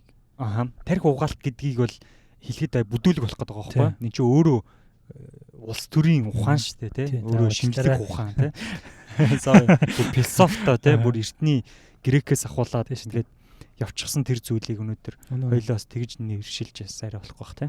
Гэхдээ яг би нөгөө улс төрийн одоо жишээлбэл лобби хийж байгаа шүү дээ тий. Тэрийг ч гэсэндээ одоо нэгэнтэй л brain wash гэдээ ярьсан дээр яг тэр концепт санаан дотор ингээд хамруулж ойлгоод байгаа байхгүй. Тэгэхээр одоо улс төр гэсэн яг тэр концепт санаа чинь одоо жишээлбэл өөр өөрсний гэсэн одоо ихтгэл үнэмшлэр ингээд хуваагдсан одоо жишээлбэл нэг ихэнх улсад одоо 2 нам байгаа тий. Барууны зүүн гэдэг ч юм уу зүүн төвөө гэдэг ч юм уу. Тэгэхээр яг энэ үзэл бодлууд яг нэг одоо өөр өөрснийхөө үзэл бодлыг зөв гэж одоо өөр өөрснөө үзэл санааг яг ажил болгож те одоо яг policy одоо төрийн бодлого болгох чинь яг тэр улс төрийн өөрийнх нь яг nature одоо яг гол үзэл санаа одоо улс төр гэдэг чинь л өөрөө тэр чигээрэл тийм байгаа байхгүй те. Тэгэхээр яг тэр болгоныг бас яг улс одоо тархи угаалт гэх үү одоо эсвэл бол одоо лобби гэж нэрлэх үү те. Яг тэр улс төр явагдаж байгаа одоо тэр үйл ажиллагаанууд бохирч тэр сайнарч тэр одоо энэ саяны хоёрын пропаганда болон одоо PR гэдэг тий ингээ хөгжсөн байгаа одоо хөгжсөн сайн тарих угаалтыг бол ашиглах нь бол тийм буруу зүйл бол биш. Тэр нь өөрөө улс төр байна. Өөрөө тэр нь улс төр ч гэсэн энийг одоо ингээ ашиглаад явах нь бол хэвийн хэмжээндээ байх нь өөрөө бас зөв зүйлэлтэй мэдээж ойлгомжтой. Яг сөрөг байдлаар байх уу, эерэг байдлаар байх уу гэдэг нь яг тусдаа асуудал тийм. Тэрийг явуулсны дараа тэр бүхэл хүмүүст нь одоо эерэг үр дүн гарч байгаа бол тэр бол одоо сайн зүйл байгаа хөөхгүй. Тэр бол одоо уран ихтгэл байдаг ч юм уу те. Эсвэл тэр бол алсыг харсан зөв бодлоготой байдаг. Ер нь бол улс төрийн одоо тэр гаргаж байгаа шийдвэр эсвэл тэр мэтгэлцэн тэр юу дандаа аргументтэй байдаг л да. Статистик тоо үнэлтэй бай одоо тий үнэлж тэгээд судалгаа баримттайгаар тэр улсын үйл ажиллагаа бол явагдана гэж байгаа. Тэгэхээр тарих угаалт бол мэдээж цаанаа нэг одоо эрх ашигыг төлөөлж байгаа юм л да. Бидний улс төр бол яг үндэ бол ард олны эрх ашигыг одоо хамгийн гол нь хангах улс орны эрх ашигыг хангах нь л үндсэн концепц наа. Тарих угаалт нь бол ард нь ямар нэгэн хэсэг бүлэг нөхдүүд эрх ашиг нь хамгаалагдж байдаг гэдэг. Энэ хоёр нь л том юуны хувьд концепцийн хувьд ийм том ялгаатай л байгаа юм. Байгаа юм. Хувийн судлаач шиг толгой эргүүлсэн толгоогоо тархиа угаалгасан юм санаанд ордгүй юм байна ордгүй тийм. Тэгээд хоёул юм тархиа угаалгаж байгаа үг шүү. Ер нь тархи угаалгахаас яг хамгаалах хамгийн том зэвсэгч яг өөрөө одоо боловсрал байгаа байхгүй ер нь бол тийм. Хүн өөрөө боловсралтай мэдлэгтэй мэдээлэлтэй байх тийм амархан тархиа угаалгахгүй байхгүй ер нь бол яг үнэ сайн би бол тэгж хэлнэ яг сайн ном унших гэж бол би бол яг хэлж чадна. Яг сайн одоо бол олон юм хөгжсөн байна. Тэр ном дээр байгаа мэдээллийг бид нэр подкастаар тийм подкастаар мөн дээрээс нь одоо аудио ном дээрээс гэдэг ч юм уу тийм. Тэгээ өөр олон бас их сурвалжуудаас бид нэр олж авч чадна. Яг илүү дутуугүй зүйлээр илүү дутуу юм орсон юмгүйгээр цэвэр яг онлайн ойлголтыг гэдэг ч юм уу тийм. Тэгэхээр биднэрт нь боломж байна тийм. Атлантын нуруу тэний дээр ч гэсэндээ яг ингээл одоо яг манай улс төр дээр болж байгаа юм яг ингээд харагдаж байгаа тийм. Яг ингээл нэг одоо яг үндэсний одоо том яг одоо дотоодын нийт бүтээгдэхүүн одоо дотоодын нийт бүтээгдэхүүнд хувь нэмэр оруулж байгаа том үйлдвэрлэгч том ажил хийж байгаа корпорацууд руугаа хүмүүсээр тийм одоо манай энэ одоо бүх баялагийг гадагшаага авч яагаад байна гэл те. Тэгж хүмүүсийг түрхрээл тэнгууд хүмүүс нөгөө нэг том одоо улсаа чирж явж байгаа том компаниуд бизнесмэнүүд рүүгээ түрхэрдэг гэдэг ч юм уу те. За тэгээд нэг иймэрхүү сэдв байна. Тэгээд ер нь нэлээд serious ярьчлаа те. Тэгээд угсаа serious байхаас ч өөр аргагүй сэдв юм л та те. Тэгээд хурдан явчлаа. За тэгээд ямар ч хэлсэн цаг 30 минут ярьчлаа. Ярих гэсэн сэдвүүдээ бэлтгэсэн мэдээллүүдээ ямар ч байсан ихэнхийн базаад ярьж чадлаа гэж бодож байна. Миний хоолоо нэг сонь хатаад уруулах тийм уруулгаас цус андагдаад байх юм. Бараг бүр цус амдаа бүр цус андагдлаа. Цус андагдлаа подкаст хийлээ. Та нар одоо сонсогчд мэн одоо та нар мэн л одоо таашааж байвал миний одоо уруулгаас цус гарах чи юу вэ? Тэ. Цус гартал подкаст хийлээ.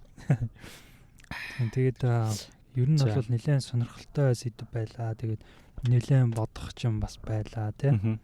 Өөр бас их сурвалжтай мэдээлэл ч юм уу тийм ном сонирхтгүүл байвал та хүн бас сэтгэлдээ үлдээж болно тийм. Энийг дор энийг уншиж судлаарай гэдэг ч юм уу тийм. За тэгээд сонсогчтой би нэрээ яг энийг уншиж байгаа нэг юм гин санчлаа. Нөгөө ийм шашны буруу урсгалууд руу ингэж хүмүүсийн тархийг угааж оруулдаг тийм кейсүүд бас уншиж байсан байхгүй байдаг тийм шүү дээ байгаа шин чинь Америкт заяа Jim Jones гэдэг нэг юм одоо христийн бас нэг юм буруу урсгал байгаа байхгүй cult гэж нэрлэдэг шүү дээ тийм cult одоо өөрөө зохион байгуулаад өөрөө юм номлогч хүн тэгээд одоо бид нэр одоо би одоо та нарыг аваад утопia буюу одоо юм үлгэрийн орн руу бид нэр явнаа гэж итгэмжтэй юмшүүлээд тэгээд өмнөд Америкийн Гвения байлуу тийм улсад очоод тэгээд тэр хүмүүс ингээд 910 хэдэн хүн заяа ингээд нэг дор зогсож жагаад хор уугаад тэгээд бүр 910 хэдэн хүн ингээд газар дээр бүгдээрээ нас барьсан. Тэр хүн өөрөө хамт нас барьсан. За тэгээд тий ашгүй тэгэхэд. Тэгээд тэр бас ингээд яг хүмүүсийн ингэж одоо харанхуу одоо сохроор ингэж хүнийг дагах ямар хор. Тэгээ бүр 9 сарын 11-ний хүртэл яг нэг дор Америк хүмүүс амиа алдсан хамгийн том кейс байсан юм байна. Тэгээ яг 9 сарын 11 Тэр ч одоо ямар том одоо бузар булаа үйл явдал бай тээ. Харин тийм. Маш муухай. Харамсалтай үйл явдал тийм. Тэгээд ер нь бол одоо орчин үед л яг юм шууд физикал одоо юм бодит байдлаар ийм болохгүй ч гэсэн тий. Дижитал хэлбэрээр гэдэг ч юм уу ер нь ингэж хүмүүсийг буруу зүйлд төрхрөх, буруу мэдээлэл тараах юм бас их байгаад байгаа юм шиг харагдаад байдیں۔ Төрөний хамгийн подкастын эхэнд ярьжсэн таныг ингээд нэг таны тархийг угаахын тулд нэг тийм том юм өгөөл, том юм амддаггүй маа.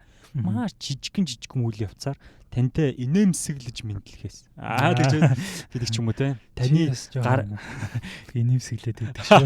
Хойр те. Юм авах болохоор л заа миний найз гэж үү те. Энэ нэг гоё пост маст бичиж минь. Нэг гоё постны дор лайк майк дарж мараад гоё комент момент бичиж мичээл те. Усалж байгаа л нэг яргачих гал те. Тэ. Энэ бол тарих ухаалт. За тэгээд дуусах уу. За тэгээд та тий. Бацаа 30 минут 33 минут ярьсан байна. Тийм. Нар жаргаж байна. Дараагийнхаа сэдвийг чи юу лээ? Тийм би. Ачаа тий. Би бол чи сонгоо. Гүг би яг өөрийнхөө ээлжин дээр ярих сэдвээ шийдсэн юм. Манай сонсогч нараас ч гэсэн хэд удаа санал хүсэлсэн минимализм гэж яриад байсан. Минимализм. Тэрийг ер нь яг одоо миний за хэлээ сайт дээр судлах гол бас манай подкастт бас минималист хүмүүс их байгаа шүү дээ. Тийм ер нь бол гоё сэдв байна. Бас ярихад нэлээд гоё сонирхолтой байж болох юм шиг. Би болохоор нөгөө еврейчүүдийн юуг сонгоё гэж бодсон нөгөө одоо нэг еврейчүүдийн хүүхдээ өсгөх арга зүй гэх нэг юм номнод байгаа дээ тийм. Еврейчүүдийн нууц нэг тийм ямар гоё юм бэ? Нэг л юм байгаад байна да. Еврейчүүд яг яаж амжилтанд хүрсэн түүх ч юм тийм. Яг тийм яг еврей гэдэг ч юм уу тийм. Еврейчүүд яг амар өргөн сэдв болох гэдэг юм л да. Яг өөрснөөхөө ярих гэсэн үнцгийг гаргаад ярьж болно шүү дээ. Заавал Hey Jude don't like goodbye гэдэг. Гэхдээ яг Jude-ийн тухай биш. Яг биш л те. Гэхдээ яг тэн дээр бас гардаг шүү дээ. Яг Jude гэж хэлдэг шүү дээ. Jude гэж хэлдэг л те. Тийм. Judaism гэдгээс л Jude гэдэг үстэй те. За яг тийм сэдв ба сонго тэргээд жобби юу болгоно явцсан болгоно ямар ч гэсэн. Окей тэгээд дараагийн дугаар еврейчүүд, тэрний дараагийн дугаар минимализм гэдэг. Сүүлийн 2 дугаарын топ бол гарсан байна. Тизер маягаар хэлж шүү дээ. За бүх сонсогчдоо Underdog сонсогчдоо энэ хүртэл сонссонд туйлын их баярлалаа. Тэгээ хэрвээ яг та энэ хүртэл сонссон бол үнэхээр Underdog байж чадлаа. Яг подкастны яг Underdog сонсогч байж чадлаа. Тэнд баяр хүргэе. За тэгээд бид нар бол тий Underdog подкастын Underdog 2 хөтлөгч нь бол хамтдаа Underdog байя тий. Underdog бай. Манай бас нэвтрүүлгийг Underdog компани бас ивент хийж байгаа Nara Construction тий барилгын одоо доторх засал чимэглэлийг хийж хурдан шуурхаа буюу чанартай хийж гүйцэтгэдэг энэ компани одоо хамт олон биднийг ивент хийдэг байгаа. Underdog захирал байгаа. Тэгээ манай подкастыг бас сонсдог байгаа. Тэгээд бас энэ подкастаараа дамжуул мэд хүргэе. Та бүхэндээ баярлалаа. Амжилт хүсье тий. Манай подкастаас холбогдож мэдээлэл авч болноо энэ компанидаа. Хайртай шүү. Сонсогчдоо мэдээж бүгдэнд нь хайртай. Тэгээд хэрвээ яг одоо магадгүй та энэ эхнээс нь ахуулаад дуустал хүртэл манай эможи буюу сэдвээс ахуулаад хамгийн анхны дугаараас бүх дугаарыг тасралтгүй сонссон бол тэгж сүртэй юм өгч байгаа юм шиг те танд баярлалаа гэж хэлсэн байна. Үнэхээр баярлалаа. Тэг би яг чин сэтгэлсээ баярлалаа гэж хэлж байна. Хайртай шүү. Мөн дээрээс нь тэгээд нэр сонсож эхэлж байгаа сонсогч нартаа ч гэсэн бас сонсож байгаад баярлалаа. Тэг яг үнэн бас сонсож байгаад мэдээж бас их баярлалаа. Тэг. Тэгээд та бүхэн мэдээж хэрсүү байгаарай те. Яг мэдээж яг өөрснөө боловсралтай одоо өөрснөө хэрсүү байх юм бол тийм амархан хүний одоо ярьсанд одоо хууртаа тархиа болгоод авахгүй. Тэгэхээр мэдээж хэрсүү байцгаая те. Мэдээлэлтэй олон мэдээлэл тийм 3 source гэдэг аргыг ашиглая. Одоо бараа N2-ийн 3 source. За тэгээд энэ дугаар хүртэл бараа N2 байлаа. Тэгээд урыг айлаад босгоо те. За бүгдээ хамтдаа Underdogs болцгоо залуусаа. See you next week.